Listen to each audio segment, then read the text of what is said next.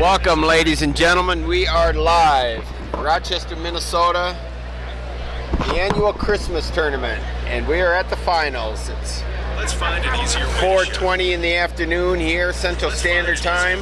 I'm here, Steve Elwood, perfect guess. with broadcast partner Lance Hughes to my right, and cameraman Zambroda Dan Hayes to my left. Hi, Steve. Thanks for having me. Again, we're here in Rochester, Minnesota for the Minnesota Christmas Tournament. Our 14 final matches are set. We've had quite a couple days of wrestling here to start things out, Steve. So far, let's talk a little bit about team scores going into this before the individuals start. Appreciate you pulling these up. No surprise, Apple Valley is way out in front going into the finals. They have 100 points, Steve. Yeah, 275 points. The second place team is West Fargo with 170. Complete domination at this tournament. I think that score is probably only going to even get bigger before the tournament's over. I believe they have 5 finalists. So if any of those guys are champions, and I'm sure they'll have a couple, we're going over 300 perhaps. Let's go through the top 10. All right, let's start out with Apple Valley from Minnesota. We're used to seeing them on top. Perennially, they're the top team in Minnesota for quite a few years now. Second place, West Fargo, North Dakota. A team that we get to see a little bit more of here in a couple of weeks coming up at the Clash. Led by Jordan Shearer, 132-pound, 4-time state champion. He'll be in the finals tonight. A four-timer. Yep, 4-timer, and he's only a junior. He has an opportunity to get 6. Which would be North Dakota's first 6-time champion. Is that right? I wasn't aware of that. Okay. Let's move along. Prior Lake, 3rd place. They're at 160 points, 10 behind West Fargo. They're having a nice tournament. They're in pretty good shape. You know what? I was a little surprised when I saw that score that they were up to 160 points. Yep. We'll have to find out what happened to their heavyweight Pinto, see if he's wrestling here during this round. It sounded like he defaulted out of his last consolation match. Is that correct? Yeah. Well, hopefully he's back and gets back soon and healthy. Right. Yep. 4th place, St. Michael Albertville. Again, a little surprise considering Jordan Joseph isn't in the lineup. They're at but it's down to 139.5 points. It looks like our top 3 are going to finish maybe in that order. Perhaps Prior Lake can pass West Fargo, but St. Michael is well behind in 4th place with 139.5 points. And they have Tommy Thorne as a finalist tonight. I believe they're their only St. Michael finalist. How about 5? Who do we have at 5? In 5th place, we have Bismarck, North Dakota, and they're at 132.5 points. Bismarck, they have Mr. Blees. Yep. He's a hammer. Mr. North Dakota going for his 4th state title, or 3rd state title this year. Going for his 3rd state title. Yep. He's verbally committed to Oklahoma State University. That's right. Very talented. Right. 6th place, Scott West, Minnesota.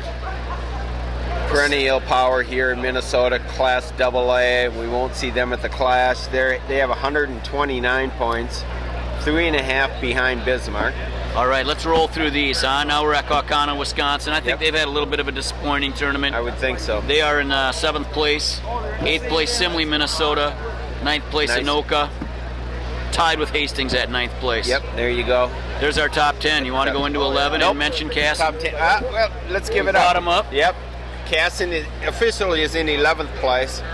They have 106.5 points. They have 2 teams in front of them at 107.5, so they could very well make it into the top 10. They have Brady Berger here in the finals and Sam Stoll. Right, and they're only one pace up. They're going to make the top 10. Wow. There you have it, folks. Yep.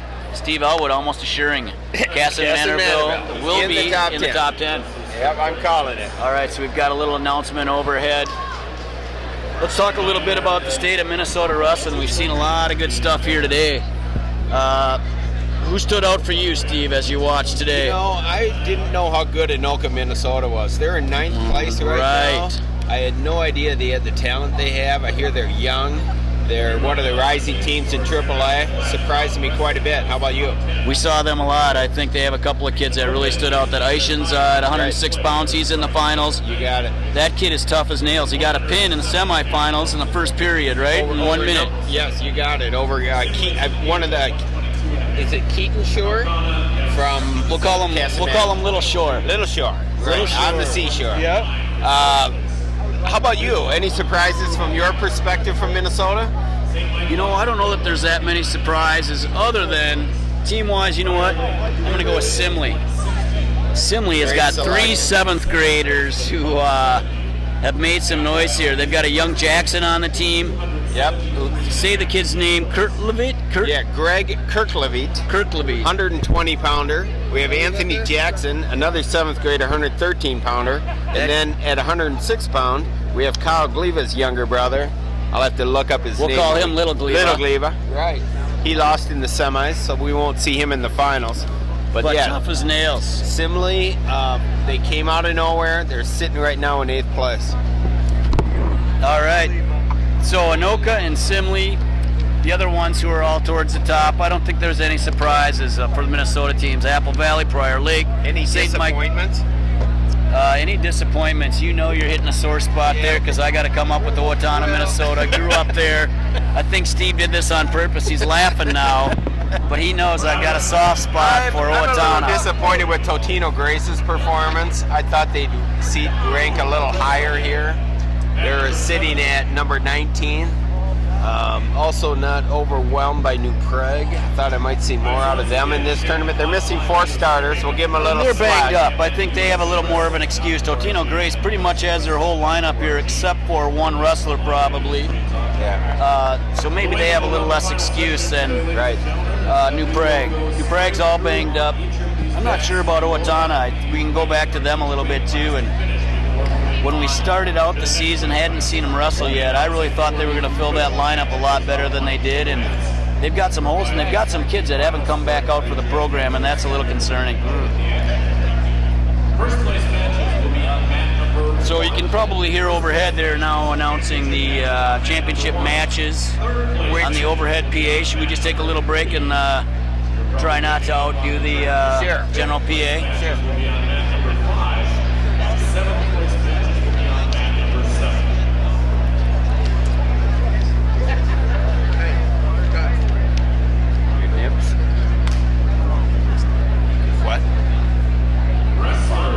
Oh, put up a bracket. Pull up each weight bracket. Trophy will be presented to you Right there. at the mat at the conclusion of your bout. Get the trophy at the end of your match on the mat. For wrestlers who are participating in championship matches, championship match wrestlers, please be sure to hang around till the end of the session this evening for all champions photos. All right. We're going to try to get the national anthem in before this kicks off. I don't know if we have a singer, if we have a trumpet player, if we have a recording. Hopefully they found somebody to sing it. Be nice. So on camera right there, I think is, well, now he's off. That was referee Bill Benson. I had the fortune of wrestling with Bill in high school. He's a Laverne graduate. Let's make sure he gets Quite a good guy. There he is. Yep. Boy. That's a thankless job, boy. How about zeroing in on our friend across the mat? We have Dave Peterson. Let's From Mid USA Wrestling has done such a nice job. He's over to your left, Daniel. Dave Peterson is looking into his camera as we speak. He's been generous enough to offer this video stream to you guys out there, and works tirelessly for the sport of wrestling. So if you ever get a chance, make sure you go on his website. Make sure you visit his Facebook page. That Facebook page especially. Dave is the social media director for Mid USA Wrestling. Does a heck of a job for him. I know he sure takes care of us every time we're doing one of these broadcasts. Absolutely. He also spent a couple of days doing the Holiday Cup, which we'll get back to in a little bit. It sounds Make like sure they're we going mention to some of the results of that as we go through here. Holiday Cup is the senior circuit. Yep. Let's go ahead and stand for the national anthem. Can you see by the dawn's early light what so proudly we hailed at the twilight's last gleam, whose broad stripes and bright stars through the perilous fight, oh, the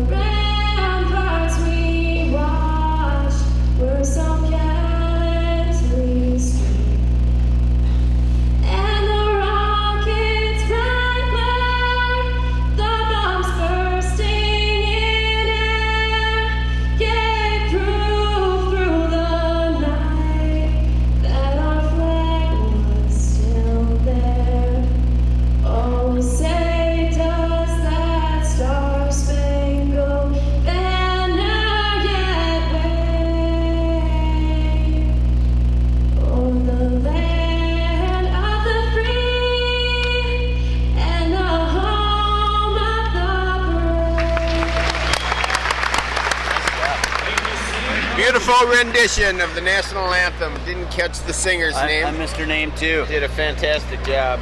Love hearing live versions of that. All right, let's wrestle. All right, we are live. We're starting at 106 pounds. We're in the finals. You're going to notice that we are, our mat is the RCTC Yellow Jacket mat. Big yellow bumblebee right in the center. Our finalist for mat number 1, Apple Valley, Kyle Rathman. Kyle Rathman is a 9th grader, comes in with a record of 8-0. His opponent out of Anoka, Minnesota is 8th grader Tyler Eichen. An 8th grader. Boy, did he look good coming up all the way through the brackets the last couple of days. He did, and you know, when the closer I get to him, I'm noticing he's not a 6-pounder at all. He isn't. He looks like an 8th grader. Does not look any bigger than his age. And unseeded gets to the finals. Yeah, isn't that nice? All right, here we go. All right, we're live. Rathman, Apple Valley, Eichens, Anoka. 106 pounds, Minnesota Christmas tournament. We're going on the Bumblebee here. Eichen in on a single.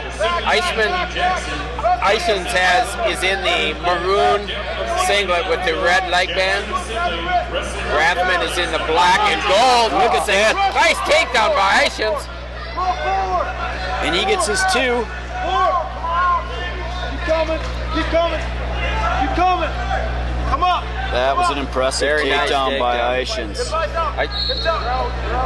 Stay on your feet. Stay on the mat. Stay on the mat. Stay on the mat. Towards the end of the mat, and they're off the mat. We'll break. We've got 1:13 left in the first period. 2-0 Eichens of Anoka. A lot of action in the first 45 seconds of period number 1. We have 1:13 to go on the clock. 2-0. Tyler Eichens. Back up again. Up again. Up again. Doing a nice job of riding Kyle Rathman. Keeping his hips behind him, controlling the wrist. Lets him go, or shouldn't say let him go. It was a nice roll through by Rathman, who breaks away. Should get a point here for an escape. There it is. Nice job by Rathman there. Rathman's always moving, always on the go. He's Kyle Rathman's a really technical wrestler. You can tell he's undersized. Both these kids, I can say, are undersized. They are. Very technical. I think we talked about it earlier today, how we really think Rathman's come a long ways compared to what we thought he was going to be at the beginning of the season. Looks like a nice whizzer by Rathman to prevent the takedown from Eichens. Eichens behind him has his legs wrapped, hips behind him, but that whizzer, there it is. He does give him a 2. Wow. Very hard to believe that that's a 2 with the whizzer, but the referee is continuing to hold his. He won't even put his hand down, Lance. He's so adamant I'm about not this. sure is Benson due. was really sure if he was going to give him that 2, and He did. well, he did. So it's Rathman 4-1. is in a hole. We have 17 seconds to go, and he's down 4-1. I'm going to say there's a good chance Rathman scores one in the last 17 seconds here. The kid just is always moving. And I suppose Eichens is going to prove me wrong, it looks like. Only in 8th grade.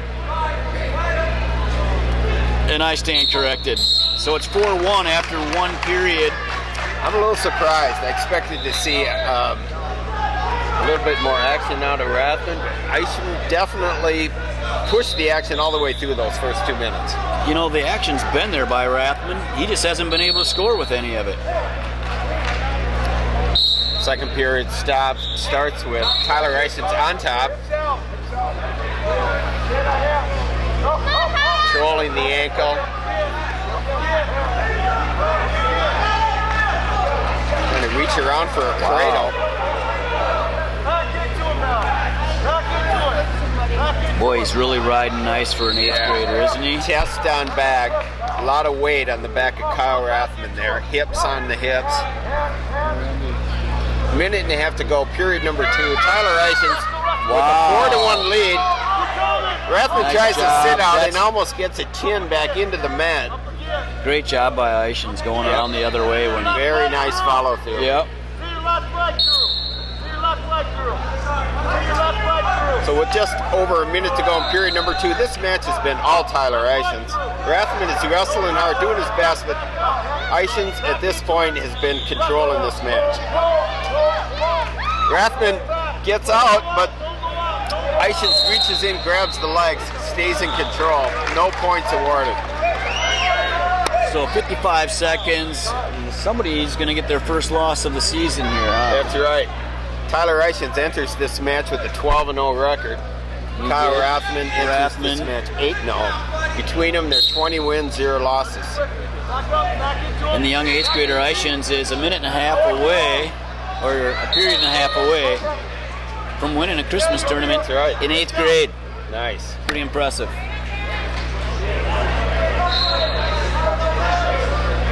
So still 4-1.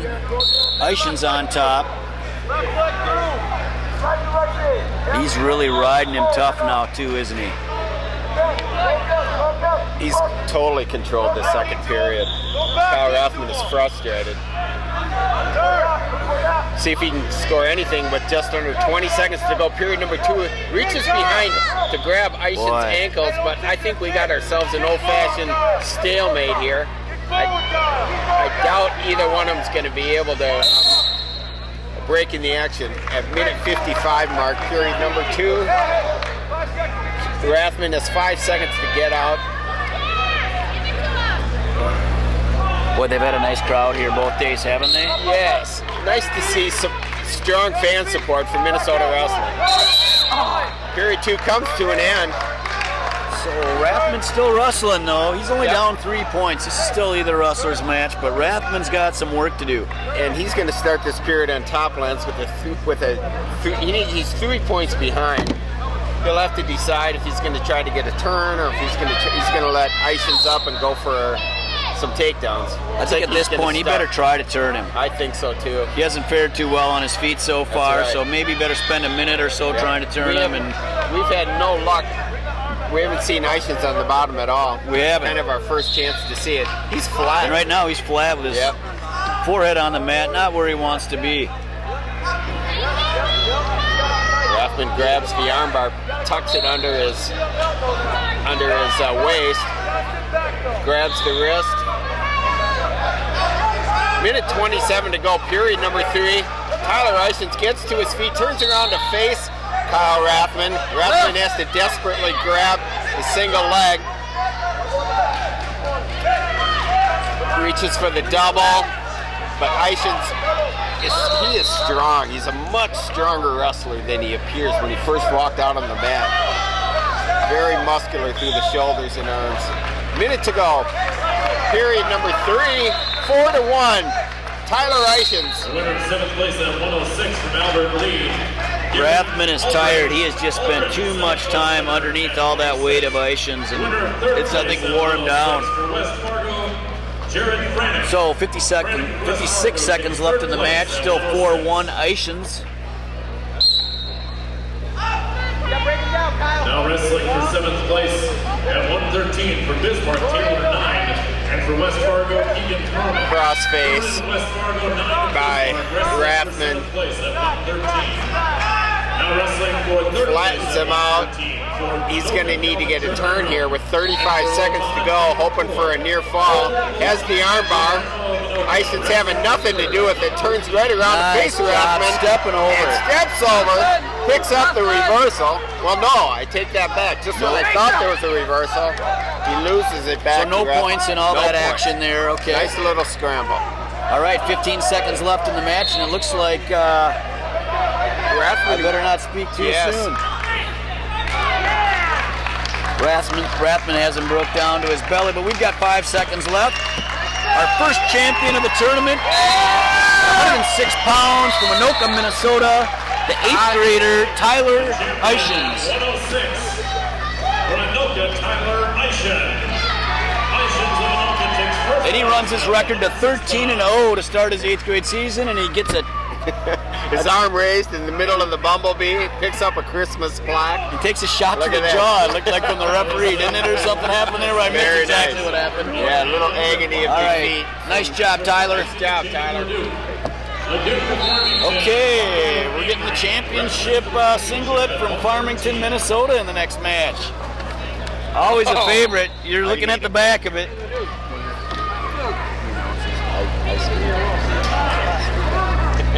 Is it Jamin or Yamin? Jamin? All right, here we are, 113-pound finals, Minnesota Christmas tournament. We have prohibitive favorite Hunter Marco, our #1 seed, coming from Amory, Wisconsin. He's in the red leg band, black singlet. Comes in with a record of just 4-0. His appointment is Jamin Leduc. Jamin, that's Jamin. Leduc wrestles for Farmington, Minnesota. Comes in with a record of 12-0.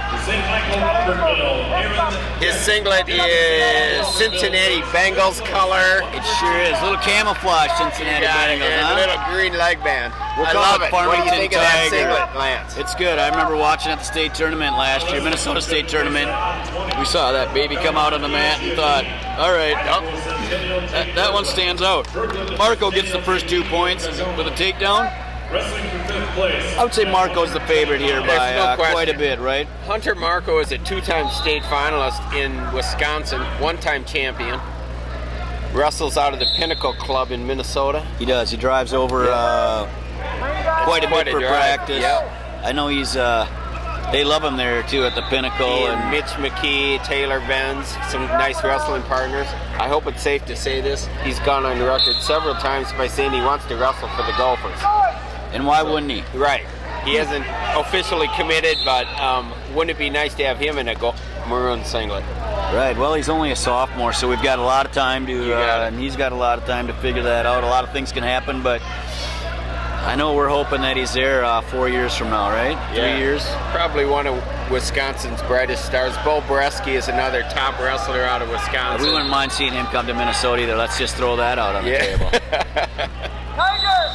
Okay, breaking the action with 18 seconds left. It's Hunter Marco by a 2-0 lead.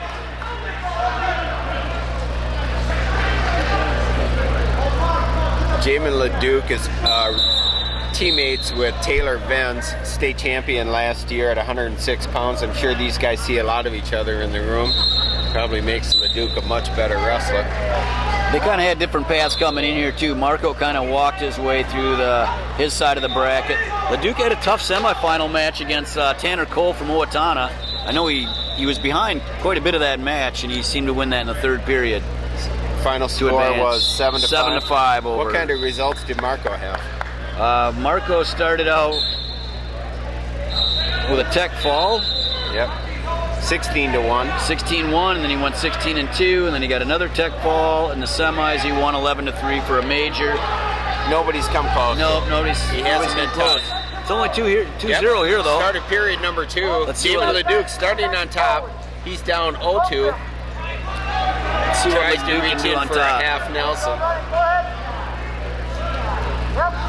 Hunter Marco is fully sized 113 pounder. These two guys are much bigger than our last two For guys. sure, You can yeah. tell they likely have cut down quite a bit to get to this weight.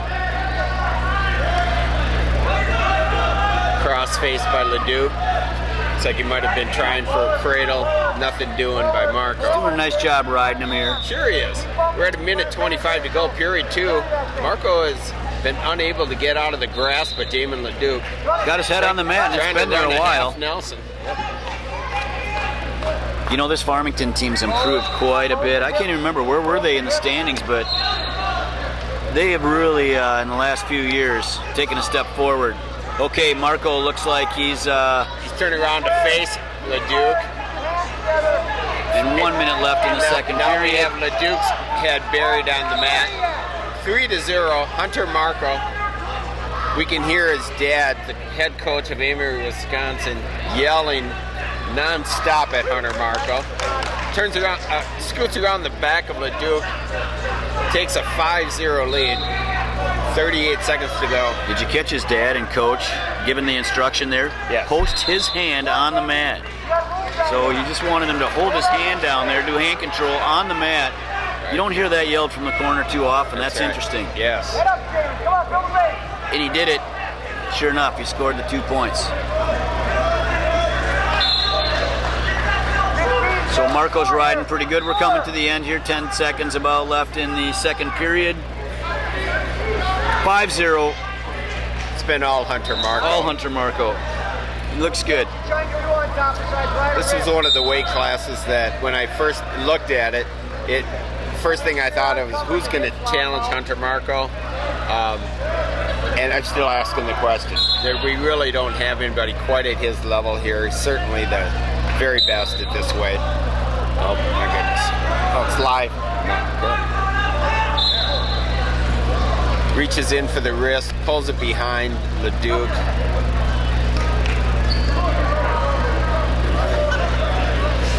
Duke is wearing a mouth guard, which makes it hard to breathe. Have you ever wrestled with a mouth guard, Lance? No, we never did. Right. A lot of people use them with braces. I didn't see if you had braces, but it forces you to breathe out of your nose.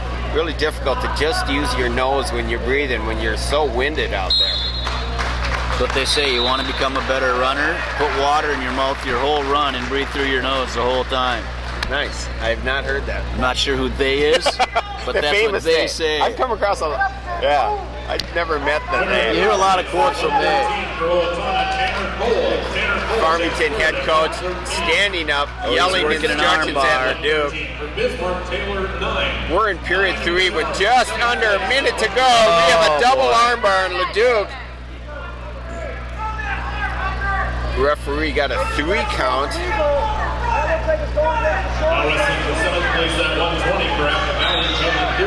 There's the armbar is in good now. Forcing LeDuc to decide, does he want to... Oh, very nice and nimble move for LeDuc to get out of that double armbar. Nevertheless, we're at 8-0 now after that 3-point near fall with 29 seconds to go. 8-0 favor of Hunter Marco.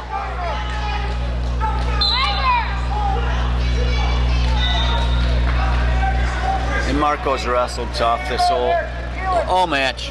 Looked good and won. The first point scored by LeDuc in the match. We've got 10 seconds left. We're about done here.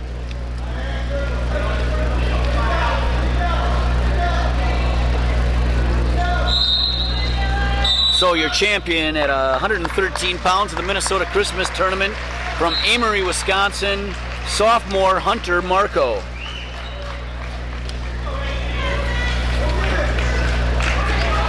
Winner of the championship at 113 for Amory, Hunter Marco. All right. The champion at 113. All right, who we got up next? 120 pounds. We have number 1 seed, Cale Nolan. Bismarck, North Dakota, enters this match with a 15-2 record. Former state champion in North Dakota. His opponent, no stranger to Minnesota wrestling, Mitch McKee out of St. Michael, Albertville. There's a good shot, close-up headshot by Dan Hayes of our 2 wrestlers. McKee will be in blue with the green leg band. Nolan is in the, what do you call it, gray and maroon singlet. Yep, pewter and maroon maybe? Pewter, good Sure. one. Pewter. We'll go with Peter. Okay, Peter. All right, first time we have a 1 versus 2 seed in the finals. Nice to see they've all... And it's our first North Dakota finalist. North Dakota finalist. What kind of a path to the final did Cale Nolan have, Lance? Nolan beat Sanchez of Hastings in the first round 5-3. And then McKinley. Quick takedown, 2-zip. Yeah. Then another 6-0 decision. And then Nolan got a fall in the quarters. Over John Zerud of Albert Lee. Correct. And then in the semis, no, in the semis he beat John Zerud, right. A little controversy about who really deserved this number 1 seed. Mitch McKee. I think we're about to find out. Right. Mitch McKee he's a one-time state finalist, lost to Cameron Sikora. Last year he got upset by Farmington's Taylor Venz in the semifinals, I believe. Correct. He finished The third. state tournament, yeah. So as a result of that, he didn't get the top seed here. I could tell the uneasiness of the coaches when Nolan was chosen as the top. But he does have, I believe, 2 state titles for North Dakota.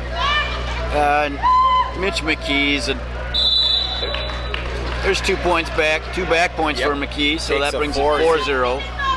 McKee's also a double champion at Fargo as a cadet, I believe, 2 years ago, Greco champion. and freestyle. Yep. Last year he was a runner-up at freestyle, but was the Greco champion. Right. But I believe the year before that he might have been The year before, cadet correct. freestyle And he champion. was also he has also been a folk style champion as well. That's correct.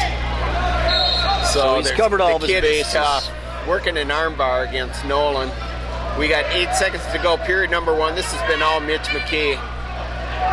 Final seconds of the clock ticking away. Period number 1 coming to an end. 4-0.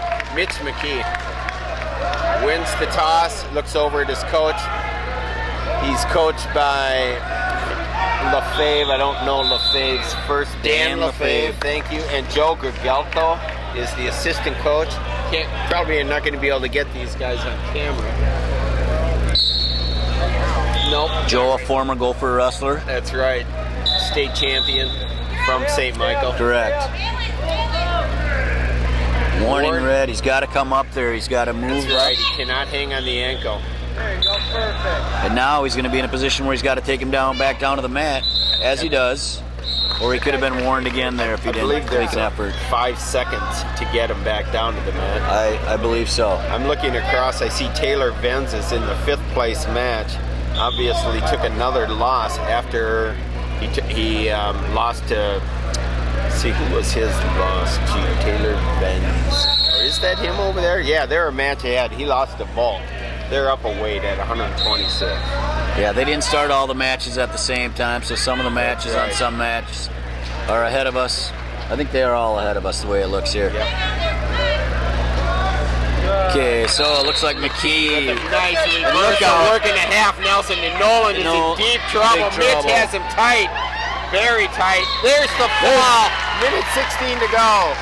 The fall for Mitchell McKee from St. Michael, Albertville. He's your champion in the Minnesota Christmas Tournament, 120 pounds. Congratulations, Mitch McKee. We now know who deserved the first seed, Absolutely. number 1 seed. You got it.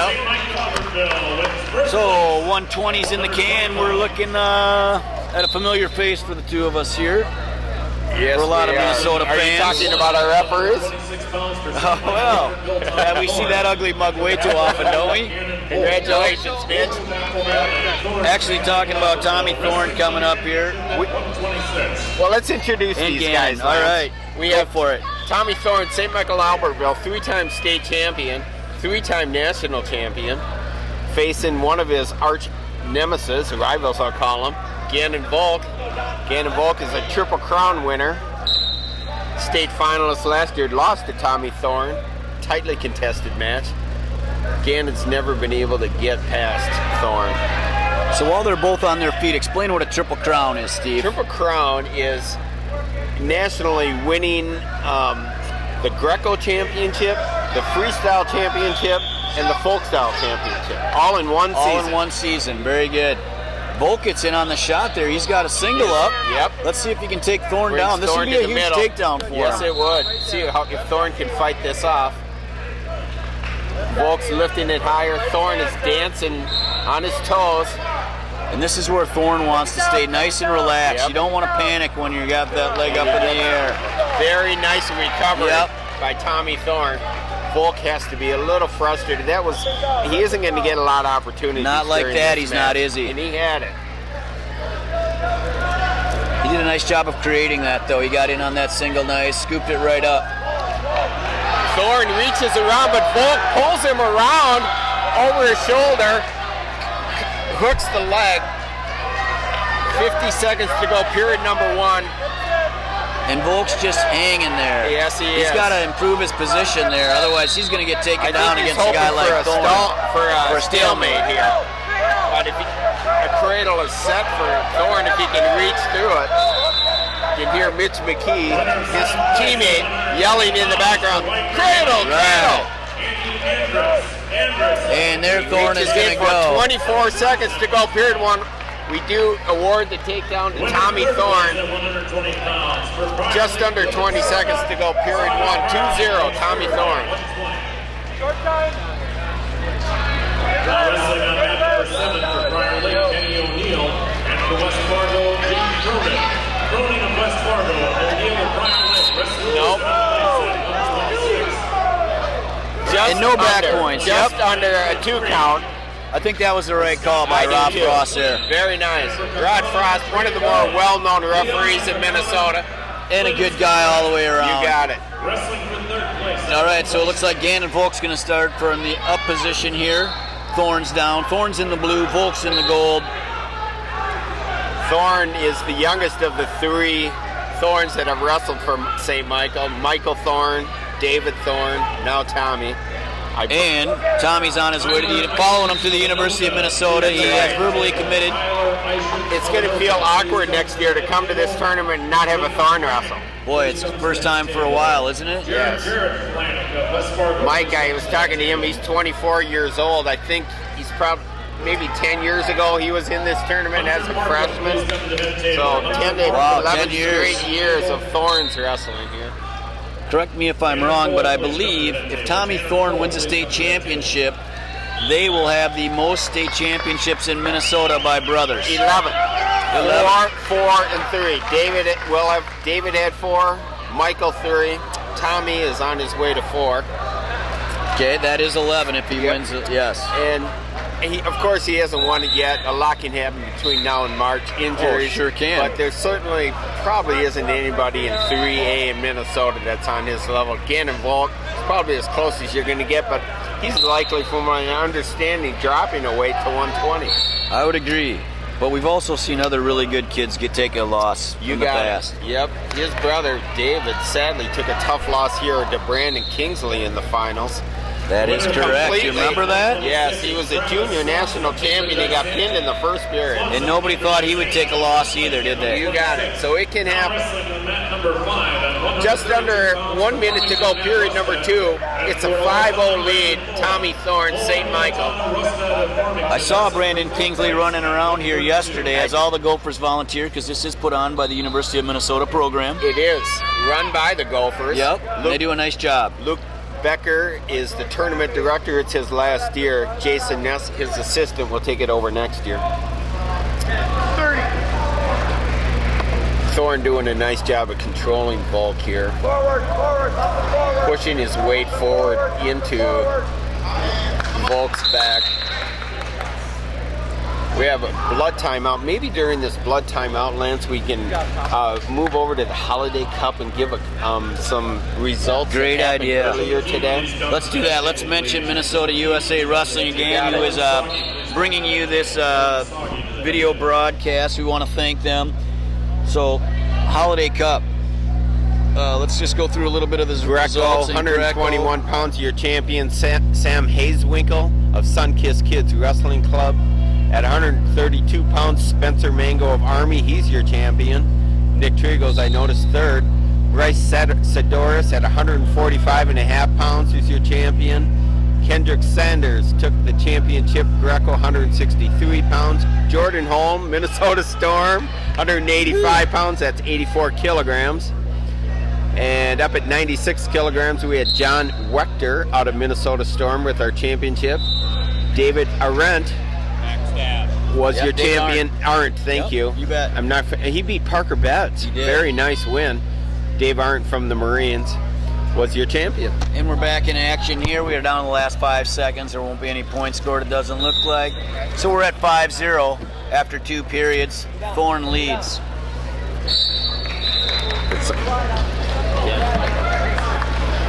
Okay, so it looks like Thorne will be in the up position to start out the 3rd period. Thorne's looking good, but by no means he's not dominating, is he? No, he isn't. Starting this period on top.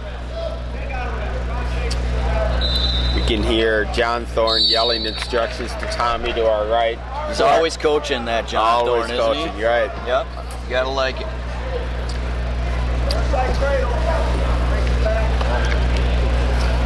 I had the chance to follow the Thorns up in Fargo. My hope was to write an article for Intermat and the Guillotine about Tommy's success through Fargo. Had a disappointing second day, wasn't able to place, didn't write the article, but I did get a chance to get to know the Thorns. Very nice people, very impressed by them. And I had a chance to follow the Thorns that week. It was a nice week of wrestling. I really enjoyed it. Makes a big difference being out on the floor. It does. Following the wrestlers around rather than sitting up in those dome seats. And we'll be up there next week calling the Rumble on the That's Red. right. Video streaming for you folks out there who can't make it to Fargo. We'll be doing this same thing. So if you're tired of us now, sorry, you're going to get more of it next week. Yep, tune in a week from now. But Go we'll through be the same up, deal. Up huh? on the big stage, though. That'll be fun. You bet. Up on the Rumble in the Red. You know, I think it's important to say something about Gannon Volk here. The guy's down 5-0 here. He is a Triple Crown champion. His one chance at a state title happened to be Tommy Thorne. I don't think he wants any part of him that next year. It's proven he probably isn't going to beat him.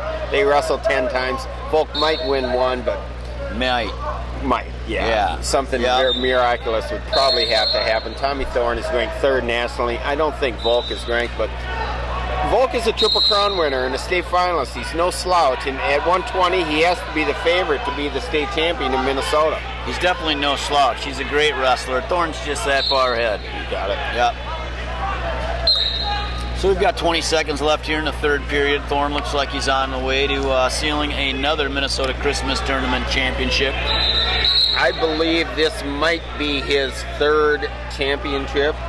I can't say for sure. There's only one 4-timer, so I don't believe he's going for his 4th. We have a wrestler later tonight going for his 4th. We should ask.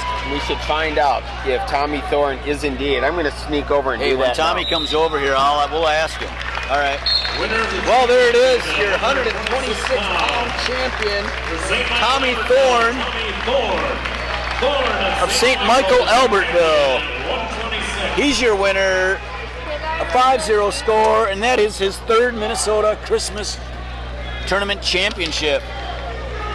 Nice job, Tommy. Nice job, Tom.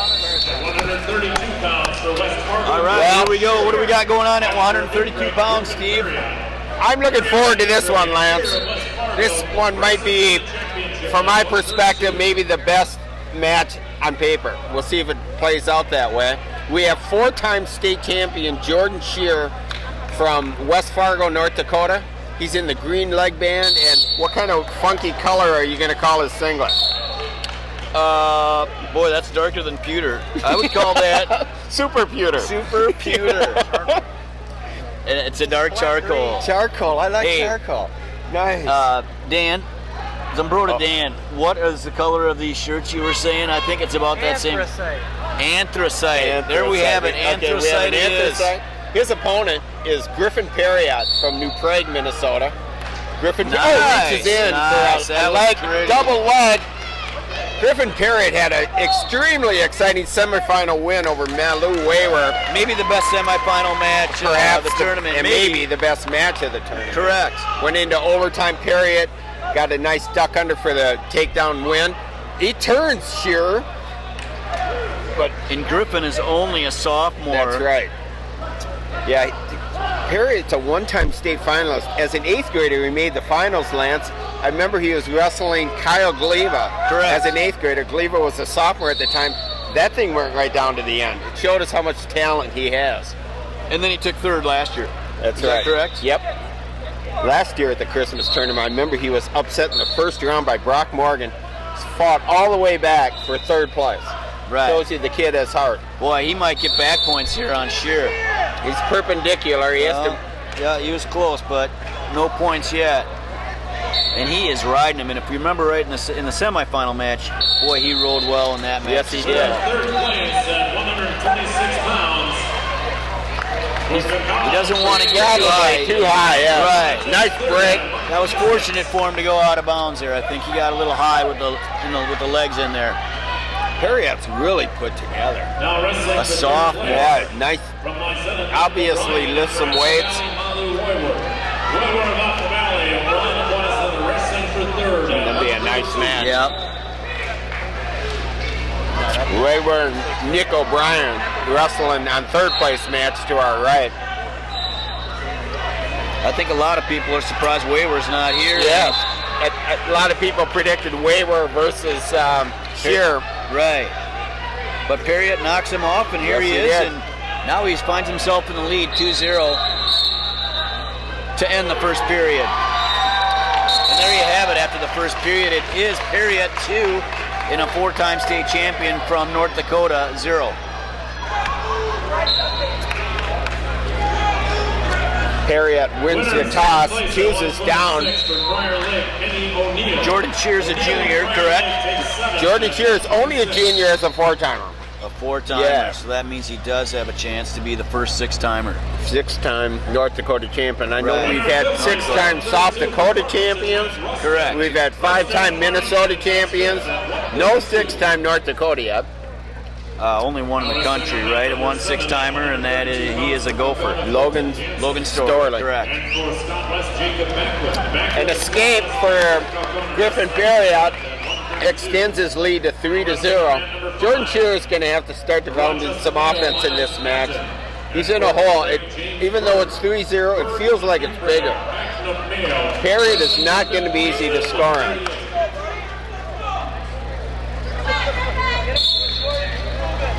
New Prague is coming to the Clash 2 weeks from now, making their first appearance. We were very impressed with the amount of crowds and how good they wrestled at the state tournament last year. Inspired me to ask them to come. They gladly accepted. We're excited to watch him in a couple of weeks. Be fun. What is New Prague's last name? Or they're the Trojans. The Trojans. The Trojans of New Prague, which Got is just southwest of the Twin Cities metro area. Got it. Just under a minute to go, period number 2. Perriott up 3-0. Are there award ceremonies done here at the Christmas tournament? I haven't heard any announcement if they have a break after matches to do. They're giving them their trophies as they win. Okay. So that would be a no, I guess. No one on the podium kind of Correct. thing, right?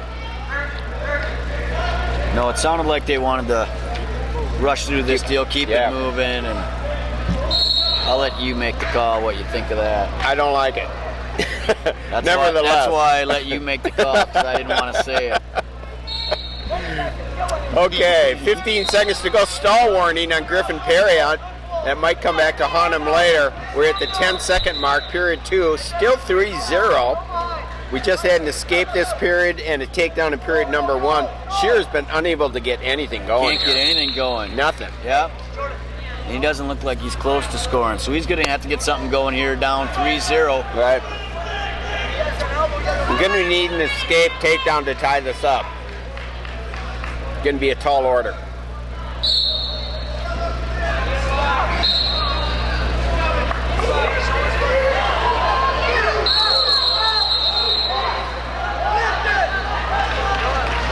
Just when I said it's a tall order, it There looked it like a is. very easy escape. He's 2 points away. Yep. Well, See if Perriott goes into a shell here with his 2-point lead with the 1 stall warning. and let's see what the 4-time champion can bring to the table That's in right. the third period See if here. he can This push is probably this why he's action. a 4-timer, right? Right. He can score in Time the to third prove period. that your that 4-timer is Yep. legitimate.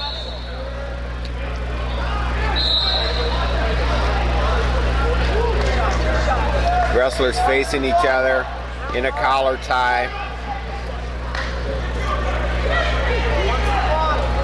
What? Oh, Shearer in on a single. Has his head between the legs of Perriott with just over a minute to go, period 3. Shearer leans back into Perriott and is working his way around. He's in a good spot here, but Perriott pulls him right back.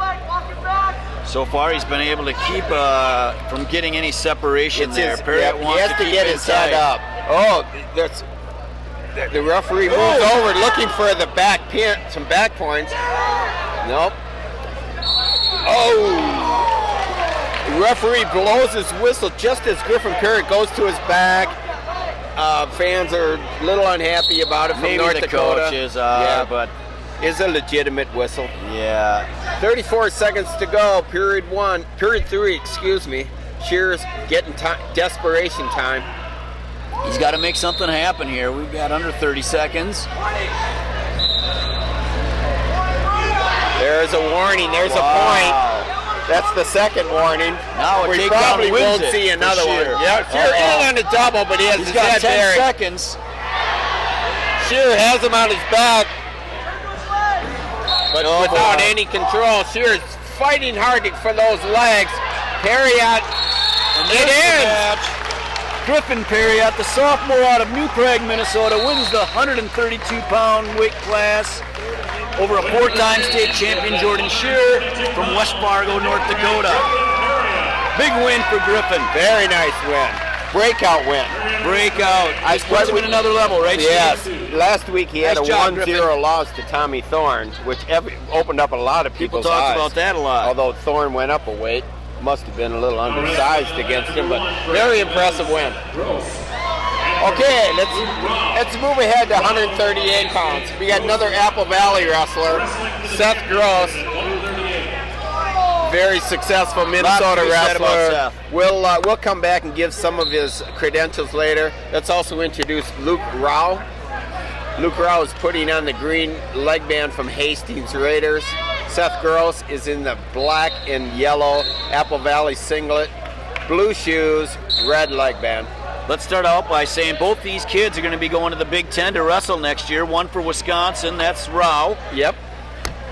Seth Gross on to the Iowa Going to be a Hawkeye. To the chagrin of Minnesota fans. I think we Few were all disappointed. we all would have liked to have seen Seth Gross be a Gopher.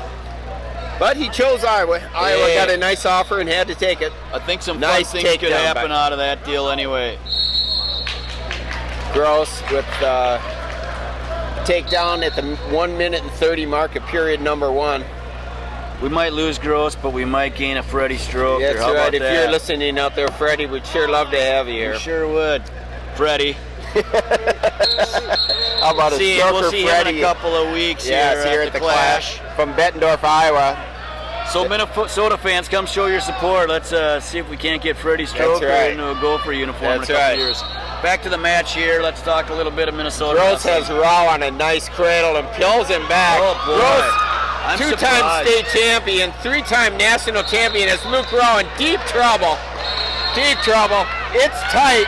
There's your fall at There you the go. 110 mark.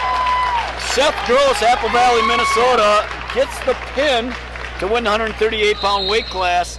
I'm surprised by that, but I don't know why. He's the number 1 kid at Fargo this year. We watched him win a national championship. I was hoping we'd get He's 6 tough. minutes out of these two, but wasn't meant to be. All Nice Seth job Gross. by Seth Gross. That's right.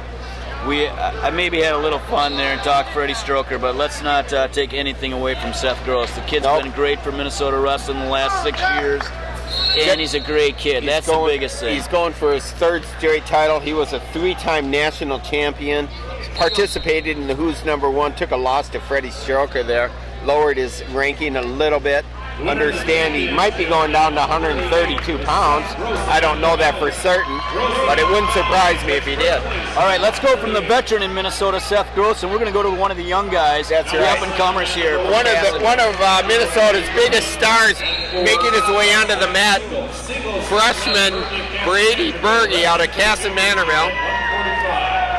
His opponent is Zach Siegel. Zach Siegel wrestles for the Scott West. What do you call it? They're the Panthers. We got Panther against a Comet. So Scott West is black and white with the red leg band. Brady Berge. Berge has had a tremendous amount of success for such a young wrestler. He's had a 1-time state champion as a 7th grader. Last year he lost in the quarterfinals to Kyle Gleaver, or maybe it was the semis. They had some epic battles up at the X last year.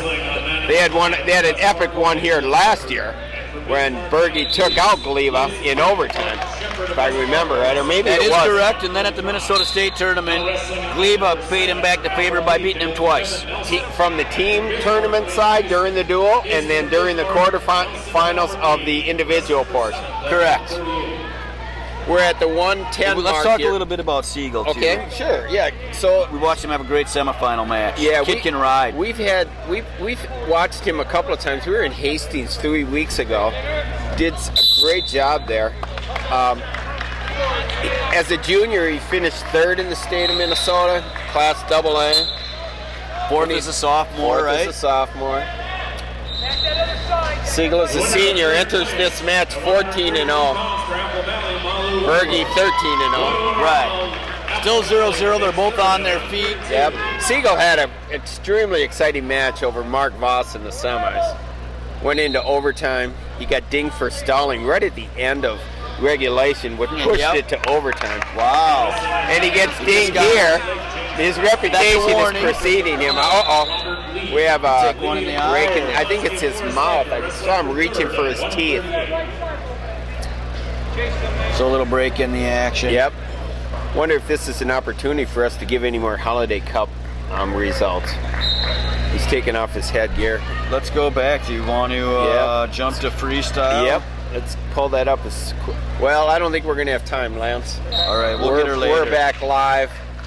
There's 29 seconds to go. Period number 1 at 0-0. Berge does not look like a ninth grader. No, he's pretty Holy physical, smokes, isn't he? Yes. Understand he's the quarterback of the Casson Manorville football team. Siegel drives him to the end of the mat. This is how his brother grew. Brock grew too, though, right? That's exactly right. Grew quite a bit from his 8th grade to 9th grade year. Berge ended up at 95. No Brady slouch himself right. at the University of Iowa. Yeah, so Brady started at 106 as a 7th grader. Russell 132 last year, up at 145. What do you think he'll be as a senior? He's going to be up in that 82, 95, right? Yep. You know, Berge was one of those kids that came on the scene as well.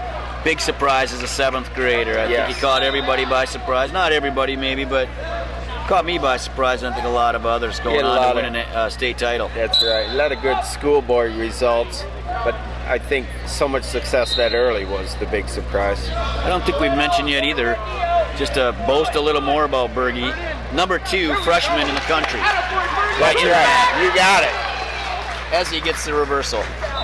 Number 1 would be Spencer Lee, who we saw last week down at the Ironman. We did. 113 pounds, very dominant wrestler. And we know why he's number 1. That's exactly right. He proved it. Berge with a nice reversal takes a 2-0 lead with a minute and a half to go and cuts Siegel. Obviously thinking he can pick up a takedown, does a nice slide by. Looking for the 2, and feet are in, but the referee will not award the 2. I think that was 2. I think the coaches from Casson Manorville have a right to complain there. That looked like that could have been a 2-point takedown. Capacity crowd behind us. We're full. Both sides of the mat are full of fans. We got fans across. Great support for the annual Minnesota Christmas As well it should be. It's just a great tournament. The Gopher team puts on a great job running this tournament. They really do. A lot of volunteers, though. Folks working the lead tables across from us. They're here for the JJ Classic. They're here for this tournament. I believe they work the mental aerobics tournament. Just under a minute to go. It's 2-1. Brady Berge with the lead. He cut Siegel and hasn't been able to get him back down to the mat. Cut the score in half, 2-1. Drop them hands, get your hands that leg. So let's see if Siegel can get something going on his feet again. It looks like he came close in the first period to getting a takedown. But Siegel doesn't have socks. What's up with that? he might have some anklets on under there. We don't know. Possibly. Let's Maybe not judge. Okay. I won't judge. I'm saying I can't see any socks by Siegel. Yeah, he's a young kid. I know you still like those socks with 3 red stripes to come back that you pulled up to your knees From like when you 7th wrestled, grade, right? Kellogg Middle School. Right. There's a nice double leg takedown here. Hasn't been awarded yet. There it is. Brady Berge puts Siegel onto his hips. It's 4-1. Big takedown at the end of the period. That's so deflating for a wrestler who's give up points right at the end. Just under 10 seconds to go.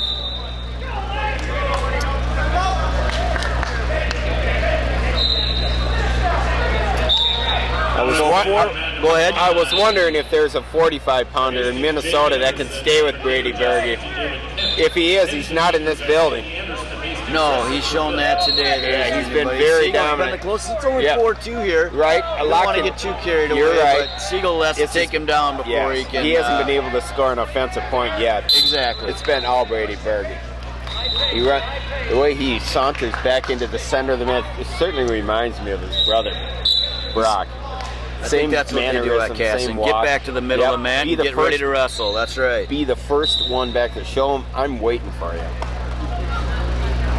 Boy, Nice he's just single. strong, Quick. quick. He's much more athletic than I thought. Earlier, yesterday, I made some comments that I didn't know if he was as gifted athletically. He is. I think Certainly he's has gotten the speed. quicker as he's gotten older here, though. I think you're right. He maybe wrestle a little more flat on his feet, even though he's a state champion. You can't take much away from him, but That's right. he looks a lot more athletic in his freshman season. He's ranked number 20 nationally in Overall, right? Right, overall. His weight class. In his weight class. Which is saying something for It a is freshman. for a freshman at 145 pounds. I'm sure Right. I can't imagine there's another freshman there. In fact, there couldn't be. He's the second Gotta ranked be. freshman in the country. So we've got 45 seconds left in the third period here. It's Brady Berge, 6'2". It's been all Berge. Yep. Later tonight, we're going to have Sam Stoll will show up in the finals. His teammate, another extremely dominant Great kid. wrestler. Another Iowa recruit. Still gonna go with great kid. All right, 15 seconds left. Looks like Berge's got this one in hand.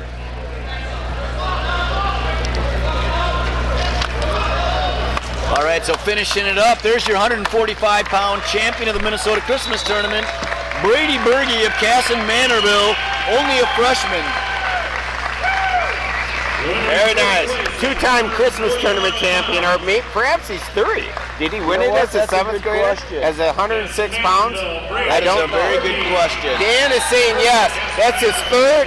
Two wrestlers in a row with their third Christmas tournament championship. All right, Dayton Racer coming to say hi to the old Hello, broadcast Mr. Racer, table. Mr. Short. Thank you We're for going to coming send you over there. Yep. fellas. Thanks for saying hi. Now wrestling Nice job, Brady. one for Apple Valley, Dayton Racer and Priscilla Matt Short. Well, here we go. All right, couple names we 152 know. pounds. Couple of well-known wrestlers going at it here. Dayton Racer coming in with a record of 9-0, wrestling for Apple Valley Eagles in black, green leg band. His opponent, Max Short. Max Short, Simley Spartans in red. I haven't seen the red. Have we seen much of that red singlet? Yeah, I think we We have. Yep. They seem to be going with this red now. They've moved Yep. away from the baby blue or light Yes, blue, whatever, I like powder the red. blue, whatever it Big was. S Superman on They the look front. tough, don't they? Nelson of Elmer Lee. And you'll be happy to know both guys are wearing socks, Steve. We have Will Short and his father coaching in his corner. Legendary coaches here to our right. A couple of Apple Valley coaches to our left. I'm not sure. Tidwell is one. I'm not sure who the other gentleman's name is for Apple Valley. Do you know, Dan? We're at the 120 mark. Short with a beautiful block and lands right on top of Racer for the takedown. That was about as impressive block as I've seen That watching happens high school wrestling. typically in the NFL. Happened right here on the that was Bumblebee. impressive. Very nice. 2-0. Max Short with 1:10 to go, period number one. With the lead, cuts Racer away. Having experience watching Dayton Racer, I have a feeling he is not feeling too good about what just happened And there. if He's not going to like this either. yeah, and Short has him in trouble. He has him on the edge of the mat. Racer's trying to inch his way off and is able to get off. That is Boy, an are we dialed into that view there. very nice camera work, Nice Mr. job Hayes. there. Sombrero Dan had that camera right on these two, right in front of us. Nice job. All right, That was Racer that was a is nice much effect you more had going there, tentative too. now after these two nice moves by Max Short. We're at the 45-second mark. It's got to be making him question his Yeah. confidence just a little bit, right? That's exactly right. And it's only 2-1, so maybe that's just us. Maybe Dayton's nice and calm. And If I had to come up with one word to describe, another great attempt at a double leg takedown. by Max Short. It's off the edge of the mat. I scooted out of the way. Landed right by the table. I didn't need 200 pounds landing on me. I think we're going to have quite a match here. Yeah. Winner of third place at He has one leg. Both. Wonder why he pulled the whistle there. With both feet are in. I must be missing something on a rule. Do you happen to know the rule here, Al? If both feet are in, they can still call it out of bounds? Got head control. Okay. Racer trying to reach behind Short and does. Picks up the 2. That was a mistake by Short there. Big mistake. Yep. Racer drives his weight into the back. Period number 1. Tremendous amount of action here at 152 That was a great pounds. first period. The best first period of our championship. Yep. Racer is in the lead, 3-2. Short's going to start on top. Steve, Dayton Racer, he wrestles with a lot of emotion. He does. So I have a feeling we're going to see some fireworks here, and we're going to see a lot of action. I love watching the kid wrestle. I do too. If I had to come up with one adjective to describe the way he wrestles, I'd use the word mean. And I mean that in the nicest in way the nicest possible. way. I don't see he has a Sure. mean personality. Yep. He's physical. He's always in the wrestlers' faces. He's typically always moving forward. He doesn't do anything gently. It's full force. I love watching him go. So both on their feet. Racer now leads 4-2. A little break in the action. We've got 1 minute and 23 seconds left in the second period. It's Racer 4-2. Both wrestlers wearing black socks, I see. I think we've got something going here.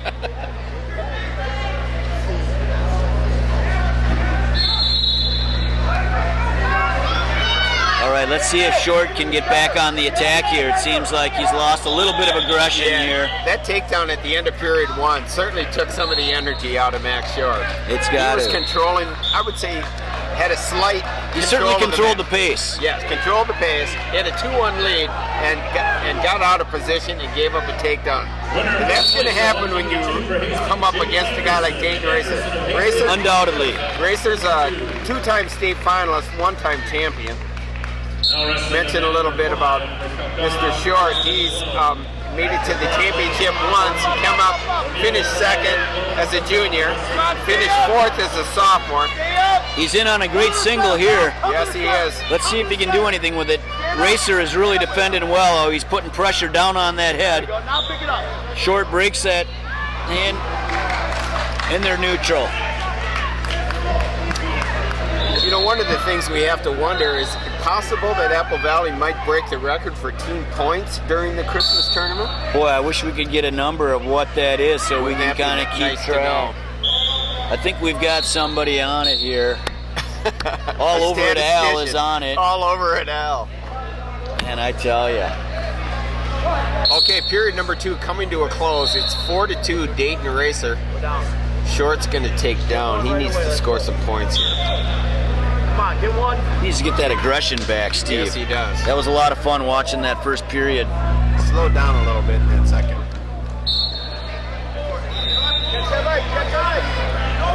Short tries to switch, and he's out on his feet. Minute 54.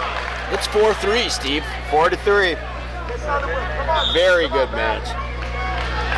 All right, let's see who's going to score the last takedown here. It better be Short if he wants to win the match. Yep.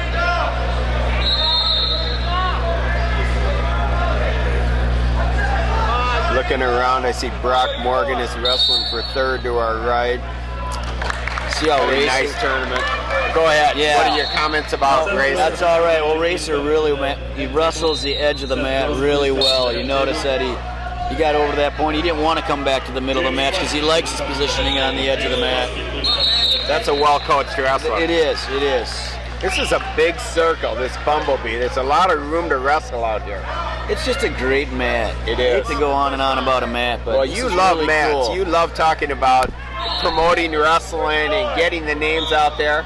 Branding the sport a little bit You more, got right? it. Yeah. Earlier you were talking about how nice Penn State mats look like and Edinburgh mats. Edenboro is awesome. Is there a team called the Scots? They might be it. They are the Scots, but Yeah. is there a high school team in Minnesota? Not that I'm aware of.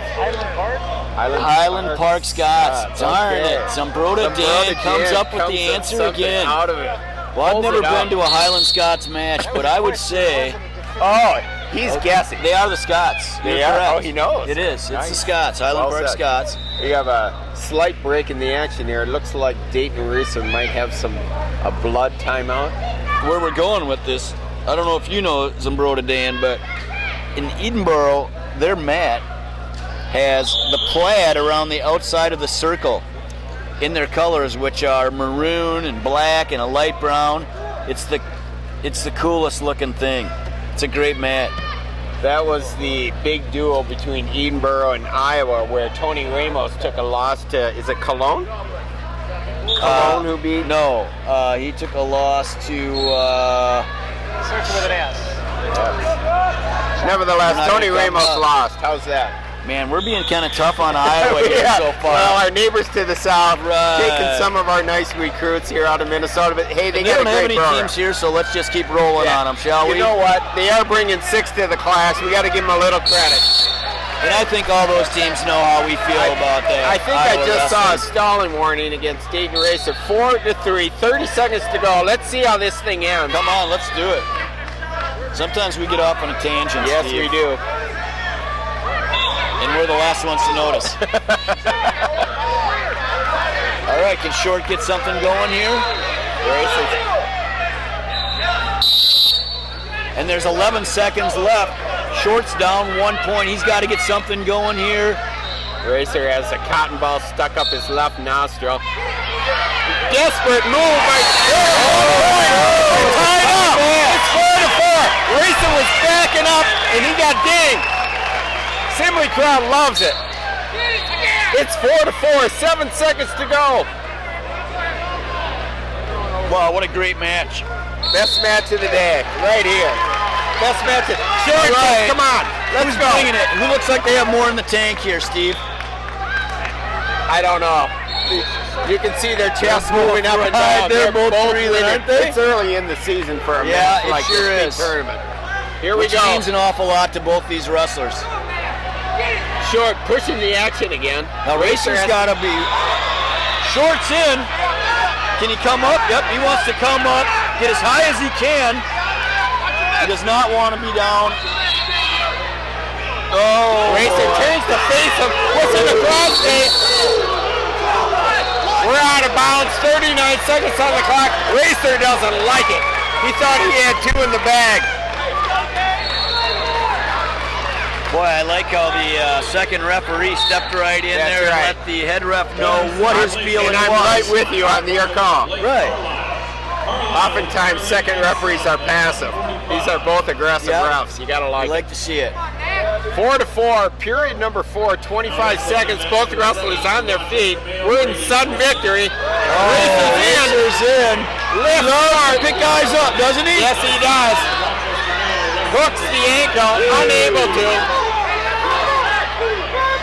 This looks like Logan Stever, Jordan Oliver. There it is. 2 points. World champion at 152 pounds. Dayton Racer of Apple Valley. Fantastic great match, ladies and gentlemen. The crowd roars their approval behind us. Gotta love that one. Well done. Hope we see Nice those job, guys Dayton. again. Good match. I see both wrestlers are picking up trophies. Good match, Matt. Great. Head up. Great match. All right, here we go. We have All right. our North finalists Dakota at 160 pounds. We have one of the higher profile wrestlers in the United States, Ryan Blaze. Comes in here with a record of 18-0, 3-time state champion, national champion in Fargo. Took out Jake Short. His opponent, Andrew Fogarty, comes in with a record of 14-0. He's a junior. Third place state finalist twice in a row as a freshman and sophomore. Blease easily considered the favorite here. I think that's fair to say that he's by far the favorite. Let's see if Fogarty can come up with the match of his career here and pull one off. Blease easily reaches in, grabs the ankle. I see he's sporting a mustache. Did you notice it? Yeah, Anchorman type mustache. You gotta like it. Nice block by Fogarty as the Whizzer. Would love to get off the mat and get back in the center facing Blease. And is able to get free. And a break in the action with 36 seconds left in the first period. We're in a 160-pound match here.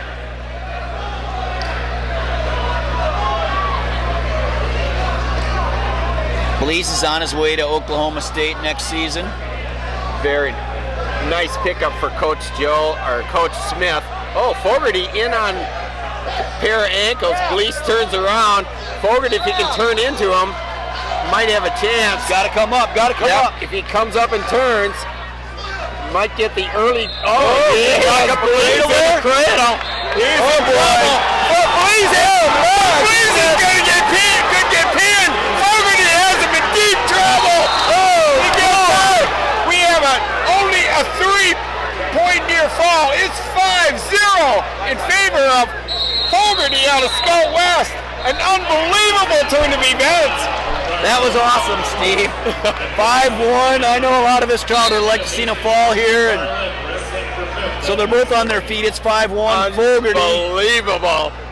Boy, this crowd would have really went crazy. That'd have been great for Minnesota wrestling to see a pin there. But that's got to give the kids some confidence. Absolutely. This has been down before. He was down 9-3 to Jake Short with 90 seconds to go in Fargo and pulled out a 10-9 win.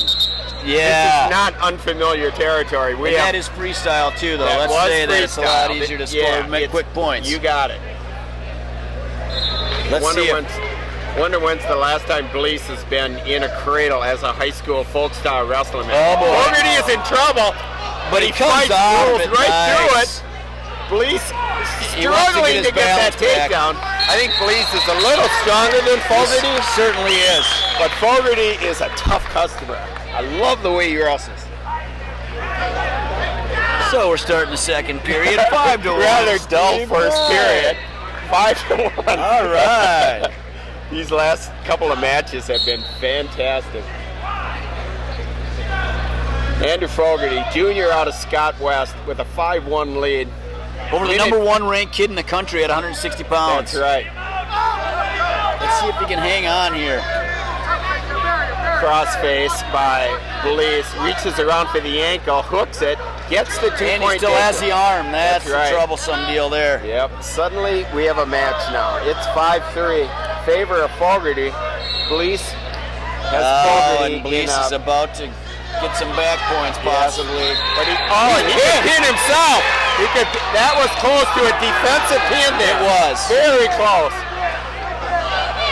Too bad you can't get near fall points for that. But And you got to be pretty solid if you're going to call it Fogarty is in a lot of pain here. He's struggling just still to is. survive here. He needs to clear that hand. That's a good start for There's him. no back points yet here. I haven't seen him. Blease is trying it. The coach for here's the half Nelson. And now he's got we have Fogarty in some deep trouble. Nothing yet, huh? He has the. There it is. Here comes the count. 49 seconds to go. Fogarty is in some trouble here. Looks like he only had 2 there. Breaks it at the 4-second mark for only 2-point near fall. Ties the match up. And he breaks it for potentially dangerous, right? Yes. Okay. That's exactly right. 5-5, 44 seconds to go, period number 2. Blease on top, has to have his confidence back after totally handling Fogarty here in period number 2. A little disheartening for Fogarty and maybe a lot of the fans as well. Yeah, took a little air out of the room Sure when he did. put in that half Nelson and cranked it on him. Blease is showing why he's ranked so high and thought of so highly by the nation. Great offense. Remember how big his ear was in Fargo? Yeah. Oh my God, that's the ugliest ear I've ever seen. A stalling call on Wow. Fogarty. That seems a little severe with 5 seconds to go. Well, I like it. We always say it. We want to watch them wrestle, let's right? make wrestling an exciting sport. Call it when it's there. I didn't Yeah. see it, but referees paying closer attention than we are. All right, we're going to period number 3. Blease has the lead. He's going to be on top again. I don't know exactly. Did Fogarty pick bottom here? Why would he choose bottom? He's out though, and it's 6-5. If Fogarty can get a takedown and get a lead here, he has a nice chance of winning this match. I have a feeling Fogarty thought he was going to get let go anyway. That's probably Blease true. was going to go for Right. a takedown, right? Yep. So he might as well take that down. Sad to hear that Bismarck is not at the Rumble on the Red next week. We're sort of hoping to see a possible matchup with Blease and Hall. Did you talk to any coaches there and find any information out I of have why not. they're not going to their very premier peculiar tournament in North decision. Dakota? Right. Fogarty, a desperate attempt on a two-legged takedown, gets him nowhere except trouble. Blease has him by the ankle and a hard crossface. Back up to their feet again. We're just over a minute to go, period 3. Blease is going That for a was trip. nice. That was really Very nice. smooth. 2-point takedown, and it is now 7-6 favor of Ryan Blease from Bismarck, North Dakota. Blease's first lead of the match. It is. Took a long time to get this lead. 5 minutes into the match.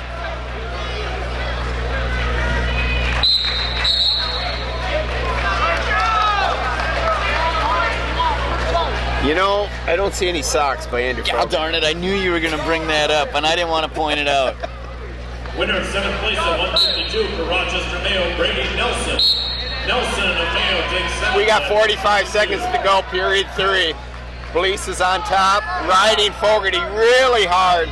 Fogarty's only real opportunity was in that first period when he had him in the cradle. Number 7 for Altona, Tyler Sorensen. And for Cambridge Isante, Cody Skov.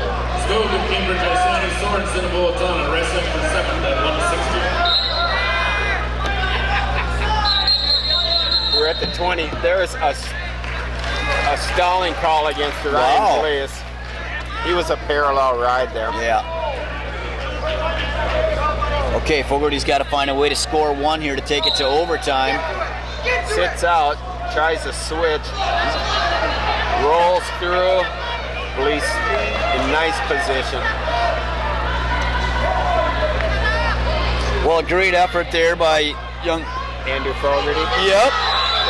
4 seconds to go. Not going to get it done. Ryan Blease, the #1 kid in the United States at 160 pounds, wins the 160-pound title In of the a Minnesota dogfight, in a dogfight. Was on his back. We could have got pinned in the first period. And he could It have was been. close. There was almost 2 defensive pins and the cradle. That's He a was in great trouble. match. Those are the Very- kind of matches we come to watch wrestling for. That's right. Coming up next is a kid we watch wrestling for, right? We know a little bit about this fella. All right. Mark Hall on deck.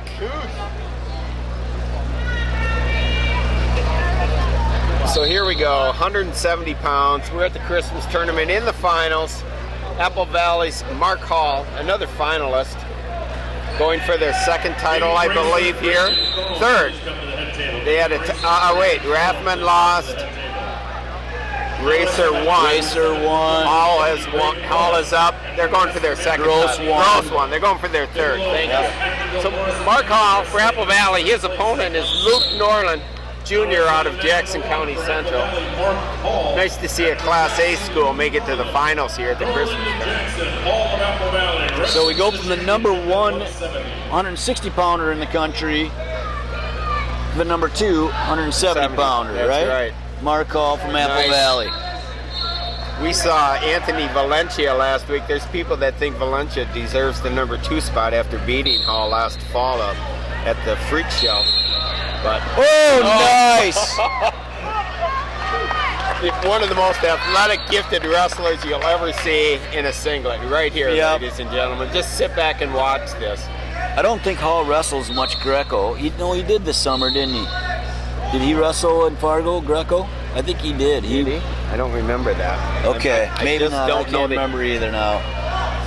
But Did that you was a find nice out toss. anything about points, Mr. No points, Al no Chihak? records. They don't have the history of the They book. had no history. Jason Ness's assignment for next year is to get the Okay, the total points. historic. Okay. You'd think it'd be in the program, That's what they looked in. and they couldn't find it. They only have the winners of each year, not the total. points Okay, they scored. interesting. Okay. But they don't. No team has ever taken over 300 points. They Okay. know that for sure. All right. Well, That's a lot of points. The Apple Valley came into this with 275, and they have wrestlers all over the place. They have a great opportunity to pick up 25 points. So if they do hit the 300, we'll know the new record. And many people wonder, is this Apple Valley's very best team? I don't think so. No, Even though last year people may said wasn't their best team, No. and they had 7 state champions. That's right.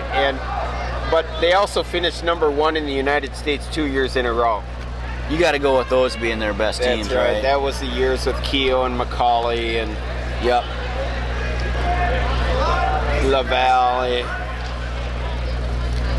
All right, it's 2-1. Period number 1, 20 seconds to go.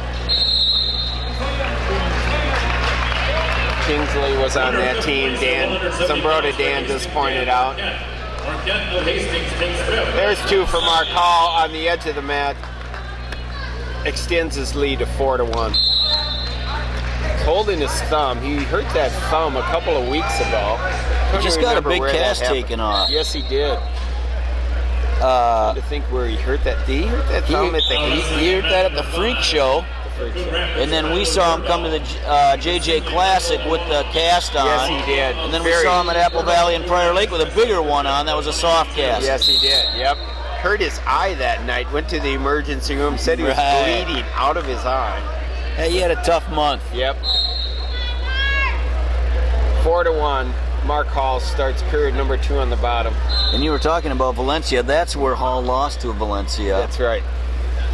And Valencia's tough. I don't know if we Yeah. got to that part, but we saw him last week at the Ironman, and man, did he look good. Kid's grown about 30 pounds in about 6 months. Going into that Ironman, everybody was talking about Miles Martin and that he should easily win that bout over Valencia, but that was all Anthony Valencia. Oh, Valencia, right? Younger brother won it at 132 pounds. He did, and he looked tough as nails too, Yes, didn't he? did. Nice single by Mark Hall. Norland reaches back for Hall's leg. It's 5-1 here. How about a little credentials on Mark Hall? What can you Three-time say? state champion. He's a sophomore, perhaps on his way to Minnesota's first six-timer. He's a 2-time cadet national champion, 1-time freak show champion. He's a Super 32 champion, 3-time JJ Classic champion, A world team member. world team member. That's right. He's pretty much done it all, hasn't he? And he's only in 10th grade. Exactly. He's another one of these Minnesota wrestlers that we as announcers would like to hope becomes a Gopher. We no bones about saying that we're also Gopher Undoubtedly, right. fans. Would love to see him. I think if fans want to find out a little bit about Mark Hall, they can go to Flow Wrestling. He's got a little program where they follow him around. Yes. His own little reality show, somewhat. Yeah, the Prodigy. The Prodigy, they call it. Very nice. So we're at 7-1 here in the second period, 45 seconds left. Hall seems like he's in control. Coasting. I think we saw in his semifinal match, one of the last 2 matches, he did not get a pin or a tech fall, which is we Yes, don't see very he won often. 23-10. Correct. Who was that opponent? It was Nios from Correct, Anoka. yeah. Looking at the brackets there. Come on, Luke. Workmanlike effort here by Mark Hall, 7-1, just under the 15-second mark of period number 2. He hasn't really opened it up like we're used to seeing him. Norland completely, probably baffled on what to do. Such an offensive As most juggernaut. people that wrestle Yes. Mark Hall are. Yes. Who did? Norland chooses neutral period number 3. I'm trying to figure out why he's doing that, but He might not be aware that Mark Hall likes to pretty end good his on his matches feet. from his feet. But Norland's no slouch. No, Let's he not, isn't. Jackson County has some nice talent good on their kids. team. Well, they're so well coached. Couple of- Randy Baker does a great job He with is. his kids. One of the most well-techniqued wrestlers in Minnesota. Hall drags Norland back down before getting out of bounds, picks up the takedown, scores 9-1 and cuts Luke Norland. Pushes him out of bounds, breaking the action with 1:23 to go. Give a shout out to Dave Peterson from Min USA Wrestling for allowing us to video stream this to you folks at home. Worked real hard with us. Helped with the Selection Sunday show that'll premiere tomorrow night for the Clash at 5 o'clock. You can pick that up on the Guillotine Internet and perhaps some other Min USA website and their Facebook page and their website. Looks like you're pulling up some results from the Holiday Cup. You want to run You know what? It real looks like quick? Hazewinkle wrestled both freestyle and Greco. That's what Was confused he a me. champion at both? No. Zach Sanders, That's former right. Minnesota Gopher, 4-time All-American. He wins the freestyle portion. Isn't Hazewinkle an Olympian?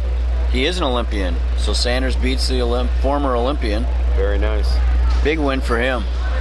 We had a chance to see him upstairs. Let's go through some Along of these with Jay. results while Hall finishes this match with an All right. 11-2 lead. 11-2, 24 Let's seconds zip through left. them. Let's. I gotta pull this back up. Sorry. You're in Greco. Yep. Let's While Lance pulls that call up, I'm this. Okay, here we go. 121.25 pounds. Zach Sanders, your champion. Men's freestyle, 55 kilograms. 60 kilograms. Bernard Futrell, Titan Mercury Wrestling Club, 132 pounds. All right, let's take a little break, Steve. There's your champion, Mark Hall, the Prodigy, wins at 170 pounds for Apple Valley, Minnesota. He's your Minnesota Christmas Tournament champion. 11-2. Couple of quick more results. 60 kilograms. Bernard Futrell was your champion. 66 kilograms. Chase Pamai, perhaps? Tommy, yep. Pami, okay. Kyle Rochelle wins at 74 kilograms. Tyrell Todd, kid from Michigan, he wins at 84 kilograms. At 96 kilograms is Darren Wynn. At 120, Don Bradley, the former Missouri Tiger wrestler. heavyweight. Great. Beats Gerard Trice. He did. We're familiar with both those kids. And there we have it. Let's get to the women a little bit later, shall Okay, we? We'll very get good. to 182 pounds here. Another Apple Valley kid. I'll let you take over and Another you introduce Apple them. Valley Jackson County finalist. Yep. We have Keegan Moore, who is a sophomore from Jackson County. His opponent, Bobby Stevenson, Jr., transferred in from Indiana late last year, came in March, been in the wrestling program at Apple Valley all summer. Throughout the fall was a JJ Classic champion, where he announced his commitment to the Minnesota Gophers, which got a rousing applause from the audience. West Fargo, Weston Dobler. Nice to see him coming. Yes. For the Gophers. Third place at Let's see what he can do here with Keegan Moore. We've had back-to-back matches, Apple Valley and Jackson County Central, both #1 teams in Minnesota. Apple Valley #1 in AAA. Oh, Stevenson finds himself on his back, manages to get out. It was a takedown for Moore. Moore failed to take advantage of that situation That's there. right. He could have scored 2 points there and probably wishes he would have. Yes. And one rep is saying 2. He gave him 2 2-1. and 1. There So it is. It was a takedown. It was a Is it takedown. not back points though, just the takedown, Just right? back points. Yeah, or just just takedown, take- sorry. right. Stevenson's lucky to get out of that with only a 2-1 deficit. Moore had him in trouble. Perhaps we're in for a classic bout here.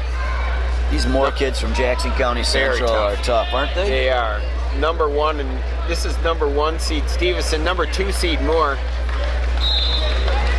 Moore's older brother wrestles for Northern Iowa. Cooper Moore. He's having a fantastic college season. Boy, he's beat some good kids, hasn't he?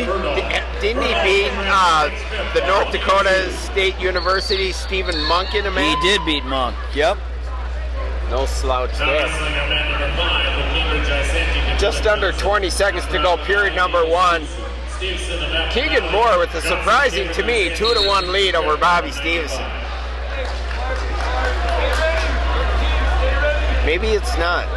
Maybe these guys are a lot closer than I thought. Keegan is a sophomore. Stevenson stalking, pushing the action here. Just the last couple of seconds to go. Period number 1 is over. 2-1. Favor of Keegan Moore. Wins the coin toss and defers. Stevenson's going to take bottom.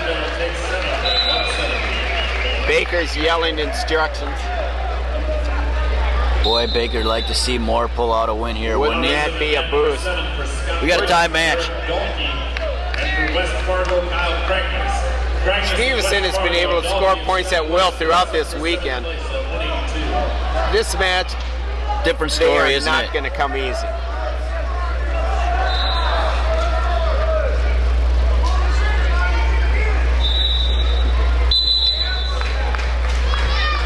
Stevenson working the head a little bit here. Nice heavy hands, that was nice. Dropped to a single, but he dropped straight down to his knees rather than driving through on that. I think he wants to move forward with that. While Bobby is wrestling, he has a younger brother wrestling across from him at 195 pounds in the 5th place match. It's up 2-0. He's an 8th grader. 8th grader made a lot of noise in this tournament. First tournament, first varsity match, if I'm not mistaken. He beats out the 195-pounder. That's right. Who'd been there for a couple of years. Comes in, Streifel. beats Streifel from Prior Lake, right? Put a loss on his record. Yep. But he's lost 2 matches today, hasn't he? Yes, he has. Nevertheless, he's an 8th grader, 195 pounds, and he's going to place at the Christmas tournament. We're going to see an awful lot out of that kid the next 4 or 5 years, aren't we? Stevenson, Ooh, again, Moore is strong. But he doesn't. Not the Doesn't greatest score. attempts by Bobby Stevenson. He's setting himself up for failure. He lost the takedown as a result of a sloppy shot, and he takes another sloppy shot and almost goes to his back. That is not going to work against His Keegan. balance hasn't been very good No, here. You're right, Lance. Both wrestlers with wearing socks, black and white. But I think Moore's had a lot to say with him being off balance as well. Yeah. Moore's wrestling a tough match. 2-2, 38 seconds to go, period number 2. We got a good one here. Stevenson pushing the action. Moore's very comfortable with letting Stevenson come at him. Boy, and Stevenson leads with that head, doesn't he? Gets a leg, but Oh, heads up on boy. his butt again. Moore has him in trouble. Moore. Gets a takedown. It's Very 4-2. similar. He has an armbar in. He's got to go to that other wrist over there, though. It's 4-2 with just under 10 seconds to go. Moore has been a great counter wrestler during this match. We're seeing a great example over to our right of why these Jackson County kids are so good. Well Just coached. watching Very Randy well Baker coached. coach, it's a treat. Stevenson has to be frustrated. He's pushed the action. He's down by 2, and he's on top here. Does he cut him? Man, I don't. He is. He doesn't try any time. He wants a takedown. He hasn't been able to get one yet. No, he's lost 2 takedowns to him, right? Right. And he's almost gone to his back off of both takedowns that Moore's gotten. He's going to need 2 takedowns here in the 3rd period to tie this up. I'm surprised he maybe didn't try to turn him. Moore is wrestling with confidence right now, isn't he? And he's literally begging Bobby to Nice, come that in. was nice. He has him high in the air at the edge of the mat. Moore, Oh, nice job by Moore fighting that off, huh? great defense. He by was up Keegan Moore. 4.5 feet in the air. Right. Yep. Looks like our first #1 seed is in serious danger of losing a match here.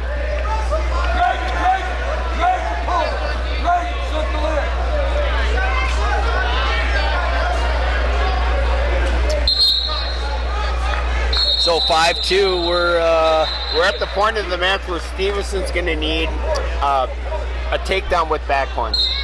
I don't believe he's going to be able to pull 2 takedowns here. I think he's looking for a 4-point move or a 5-point move. You know, Stevenson's been heavy on the head all day, but when Moore pulls down on the head, he moves him. Yes. He's a strong kid. There we go. Hear Baker yelling, snap and go. I think everybody at home hears Baker yelling it too. He's not very far from us, is That's he? right. They're stalling on Moore. Could have been called earlier, perhaps. Been backing most of the match. Hasn't tried any shots. Steve, 43 seconds left here, and sorry to interrupt you there. That's all right. 43 seconds left. The Gopher recruit finding himself in a In a little deep bit of a hole. hole. He's in a He's deep got to hole, make Lance. something happen.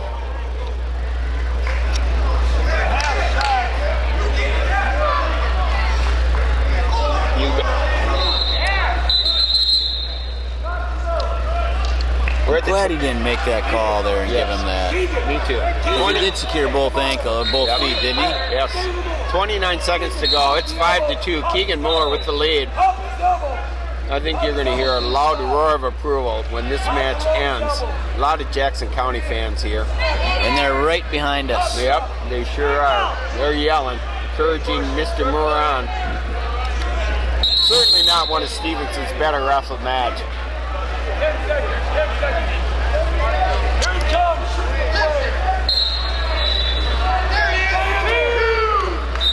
Stalling. Point awarded to Stevenson. Oh, he gets a takedown here. We have a tie match. He's got 3 seconds. He's got to take him down. Moore looks up the clock. It doesn't happen. Your champion at 182 pounds, Keegan Moore of Jackson County Central. And like we expected, the crowd with a deep appreciation for that match. What a great match. Good wrestling all the way around. Congratulations, Coach Baker.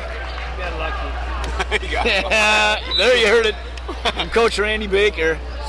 Never wants to be too confident, does he? I hear he walks lightly and carries a big stick. I'm not even going to say what Coach Baker had to say about that Oh, match. that was great. All right. Good humor. Yes. Here you go. Here's one of your favorite kids, Steve. The #1 junior in the United States, Lance Bennick from Totino Grace, comes out put in yellow. We haven't seen the yellow singlet today. And that is a gold, isn't it? Or Yes, a it yellow. is. Yeah, let's go with yellow gold. She's bright. Sometimes people use Ginger as his nickname because of his red hair. His opponent here is Jacob Bridge, St. Michael Albertville, a junior. They're both juniors. Nice takedown, double leg takedown. Bennick moves so nice on his feet. Steve Briggs has been to the Minnesota State Tournament one time. He's a good kid. He's been on that good STMA team for a few years now. But he's not quite in the same... He's a runner-up at Northern Category. Plains. He looks much smaller than Mr. Bennick. He does, and most of them do. And oh boy. What is that move called? Merkel? Unbelievable. Moving to the other side, slips in the half, and we're about ready to get the referee to end this. Nope. There you go. I stand corrected. So it's 5-0 with 3-point near fall there. Lance Bennick leads with 1 minute and 10 seconds left in the first period. And he's going to do it again.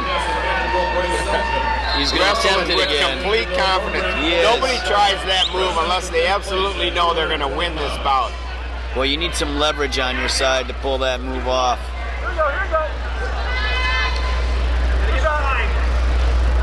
Totino Grace coming to the Clash in a couple of weeks. Hope Lance Bennick gets to be on the big stage again. National tournament. I think there's people around the United States that haven't had the pleasure of seeing him. The Clash will be video streamed on Flow Wrestling, so hopefully a lot of fans from the U.S. will get a chance to see what he looks like. What's all the hype about Lance Bennick? Shows with this nice leg sweep here, taking a 7-1 lead. Steve, is Bennick Rose going to happen? Bennick Rose is going to happen. Do you know the date? I know it's on my calendar because I think we're going to call that tournament the finals, if I'm not mistaken. That is. At Waterville Elysian, Morristown. Janesville, Waldorf, Pemberton is the whole team now. A 6-team co-op. There we'll have the Chatfield Gophers, the Medford Gophers. Yeah, They're the another Gophers. right. We'll have Totino Grace and Sibley East with And another Nathan Waterville. Rose.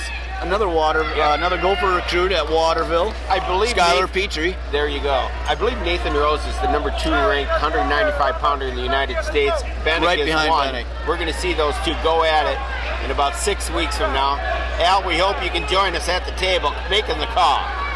And I want to say that is a January 24th. Is that a weekend? It's or February somewhere? 1st. You're right. February 1st. Mark it down, That's ladies what I and wanna gentlemen. say. It'll be video streamed or show up in Waterville, Yeah. Minnesota, just west of Faribault. About Drive down 15 there. Drive down there. get That's a match worth Let's seeing. fill that gym. All right, back live action. Minute and a half to go. Bennick in with Boy, a he nice gets double in. leg takedown. Takes a commanding 11-2 lead. Bennick, 2-time state champion, 2-time cadet national champion. And he won all 3 styles last year. Triple Crown. He did not win the Triple Crown because he wrestled juniors in folk style and won that.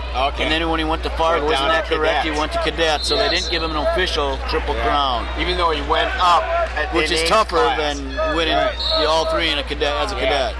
I have a feeling he'll win it this year. And nobody came close to him any of those styles. All He 3 didn't get tournaments. scored on the last 2 years in Fargo in any match. Yeah. Didn't give up 1 point.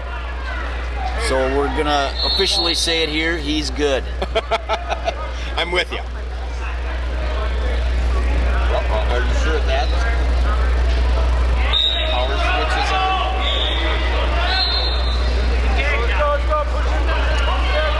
Got a little problem. What's going on Some over technical there? Do it all, difficulties. Dan. Just not ejected properly. Ruh-roh. You wanna go over and get David? We may need some assistance here. Just in case we are still being video streamed. I think we're having I think our audio is probably on. Unfortunately, you have to listen to us and you don't get to watch. That's you might sad. wish it was the other way Right. around. Bennick with a nice takedown on the edge of the mat. Is Erickson going to give it to him? No, he does not. Waves it off. It's 13-4. 29 seconds to go. Period 2. You okay with it or not? Here, Dave. Stalling call on Jake Briggs.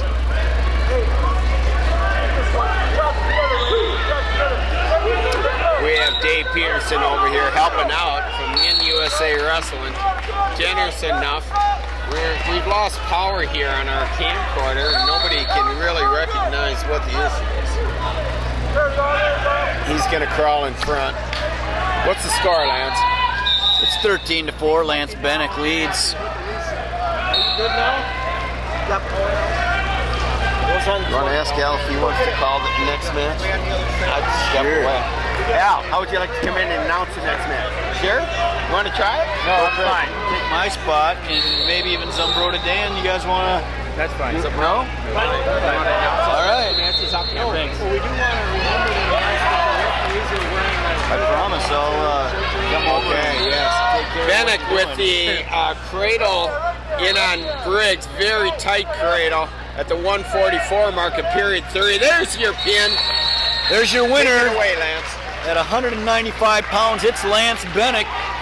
Totino Grace High School with the fall. He's your champion at the Minnesota Christmas Tournament.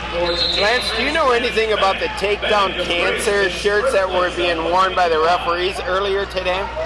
Only that we said we couldn't read them very good from the stands. That's We right. saw them wearing them. It was pretty cool. I think did they wear them earlier? Yes. Today too. I know they had them on did. yesterday. They had them on today. They must have all changed them for the finals, put on the pinstripes.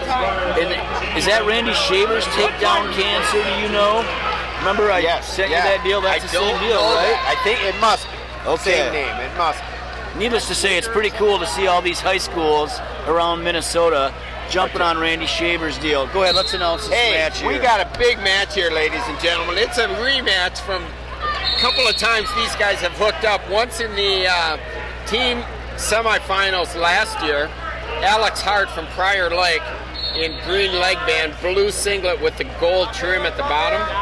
His opponent, Paul Cheney, Apple Valley, red leg band, black singlet with also gold trim. These guys know each other.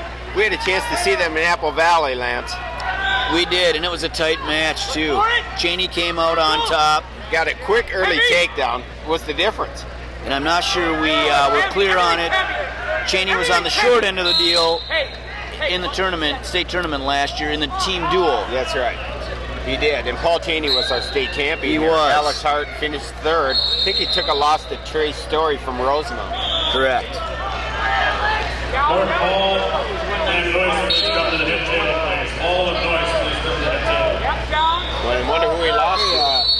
And I'm mistaken. That was not Trey Story that beat Alex Hart. Story was at 195. Man, that's Ambrota's Dan. He knows his stuff over there. Okay. Was Cheney 220 last year? So, okay. There.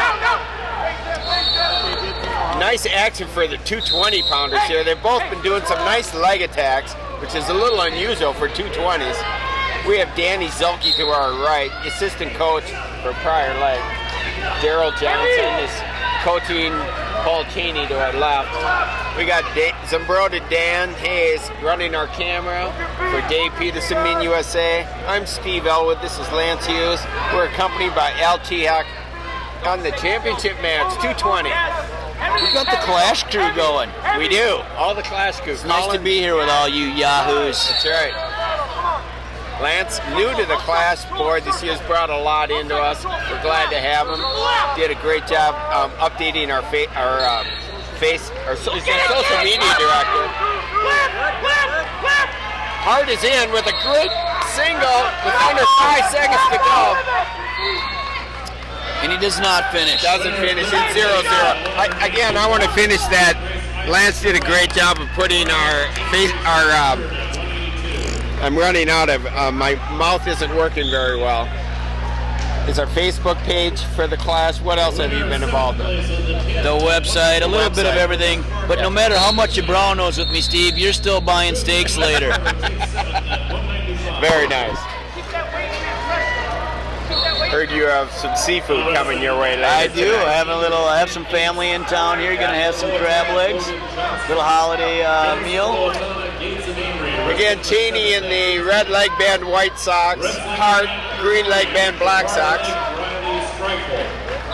Still 0-0. We're halfway through this match. Oh, I take that back. Stand corrected. It's 1-0. There was an escape by Alex Hart.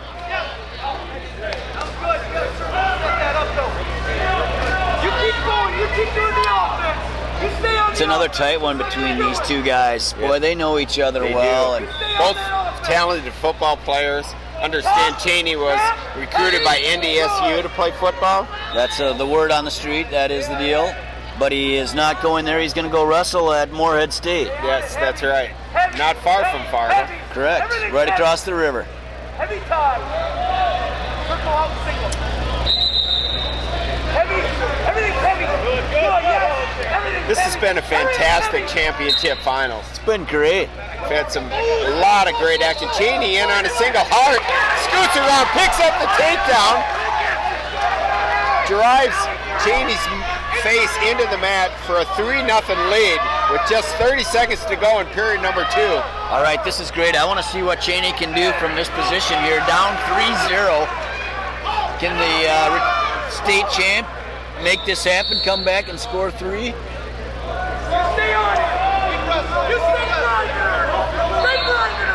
Notice Cheney has tape wrapped around his shoe. Wow. Oh, very nice. Hart is very athletic and strong.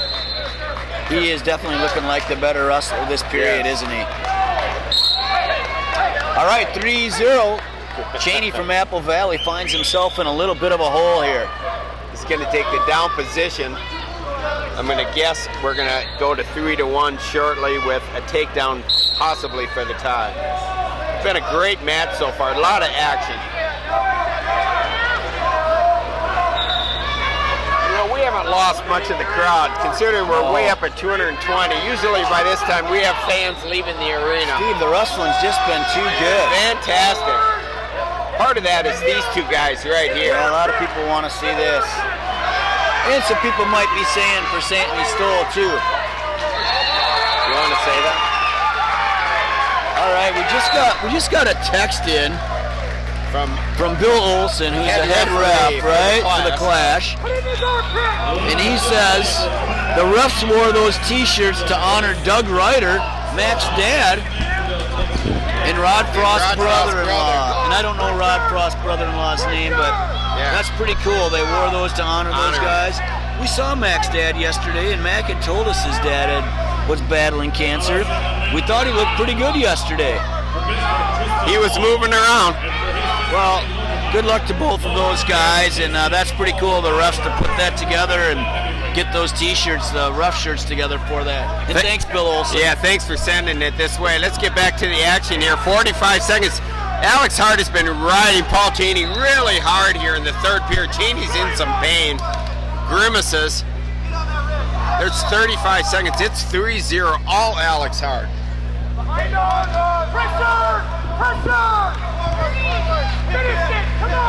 This is going to be a confidence builder for Alex Hart,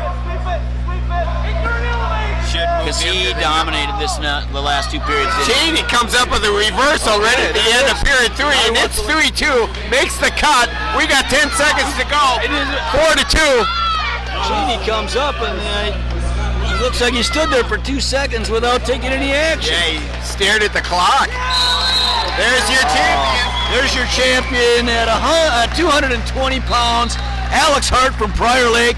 He wins the big match of the day that everybody was looking forward to. Looks like these guys are friends. They smiled at each other. Yeah, a couple of good guys. They're competitors, and they'll see each other again as well. Very well wrestled, man. Nice job. We got one weight to go, 285 pounds. We got an undefeated wrestler, Hunter Hauser, who looks all of 285, from Holman, Wisconsin. Holman's got themselves a finalist. Yes, they do. Been picking on them a little bit. But we also see a Holman wrestle in third place to our right. And we're only picking on them because we know most of the people cheering for them are going to be cheering for the Packers tomorrow. That's right. Although he's a Viking, Holman Vikings is the name of this team. Sam Stoll, we better say something about him because these matches usually don't last long. Sam Stoll, state champion last year, ranked number 2 or 3 depending on the poll in the United States. He's one of the best heavyweights. Everybody's known his name for quite a while on the national scene, and he's going to the University of Iowa as well. From my perspective, he's the top heavyweight. And if we haven't mentioned it, he wrestles for Casson Manorville. That's right. 13 miles to the west of here. Casson's had a really nice Christmas tournament. Nice takedown by... They reloaded nicely, didn't they? Yes, they did. Great youth program at Casson Manorville. Stoll reaching in for the wrist. Secures the ankle, and he has a 2-0 lead with 1 minute and 10 seconds to go in period number 1. Stoll is a cadet double champion. I believe as a 9th grader or so. He won it both in Greco and in freestyle. Fila World 3rd place finisher. Steve, notice how for a heavyweight he is always on his toes. You do not see that from a lot of heavyweights. Very nimble. Here comes the on, arm. yeah. Here comes the half. And here Holman rolls right through it and gets almost a reversal. We're in trouble, Lance. Nice camera work here by Dan Hayes. Doesn't even flinch. No fear at all. Steve, you acted like you're a little worried about 550 pounds there. I saw a Christmas tree go down that weighed about 210. They're going to take the table. Both these. Take it low. I told them that. All right, back to live action. It's 2-1. Stoll did not get any back points there. All right, Dan, who's the ref trying to squeeze in on our mic time here? Stoll reaches behind, gets another takedown. Hauser hasn't seen anybody on Stoll's level this year. He's undefeated. And he's a good kid. Yep.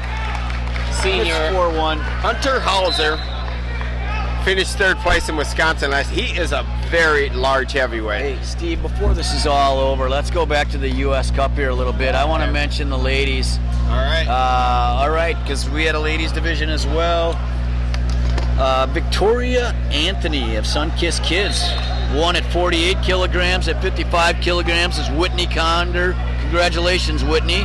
And at 63, Othello Ferletto wins. And at 72 kilograms, Randy Miller of Army. Nice job. Congratulations, ladies. I think we made it all the way through there, Lance. Well done. All we needed is one more blood time or injury, and we're going to be able to get all the results in, and we did it. And you know what? Or did we miss one? We need women freestyles. Let's quickly go through them. All right, 51 kilograms was Catherine Fulp Allen. At 59 was Othello Ferletto. She's a double winner today, huh? And at 63, Erin Clajo. I apologize if I butchered that name. Lee James wins 67 kilograms, and at 72 kilograms is Randy Miller. There you have your champions of the U.S. Cup. That Holiday Cup is held right next door here in the field house. And It's getting bigger and bigger every year. number 2. It is.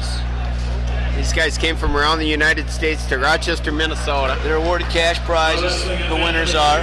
First year, yes. Very nice. Stoll with another takedown takes a 7-1 lead in period number 2 with a minute 25 on the clock. It's been all Sammy Stoll. No surprise here. You know who we haven't mentioned the whole time is the premier sponsor for the Minnesota Christmas Tournament, Jennie-O Turkey. Let's go ahead and do that because I think it's important that companies out there are giving money to wrestling. That's support those companies that are supporting wrestling. Good for Jennie-O for putting some cash out. Yeah, Jennie-O is one of the largest turkey producers on the western side of the state. I don't know if you know this, Lance, but Minnesota is the largest turkey producer in the United States, and Jennie-O is probably our largest company, I'm guessing. Come on, Cliff Clavin, you know that for sure. I know that for a fact. My wife had it as a trivia question on her daily phone. What state is the leading producer of turkeys? It's Minnesota. Well, then I'm going to buy it if it was on her phone. It's on the internet. It was not right. 7-1. Stoll has about to get a pin. Stoll Hauser in deep trouble.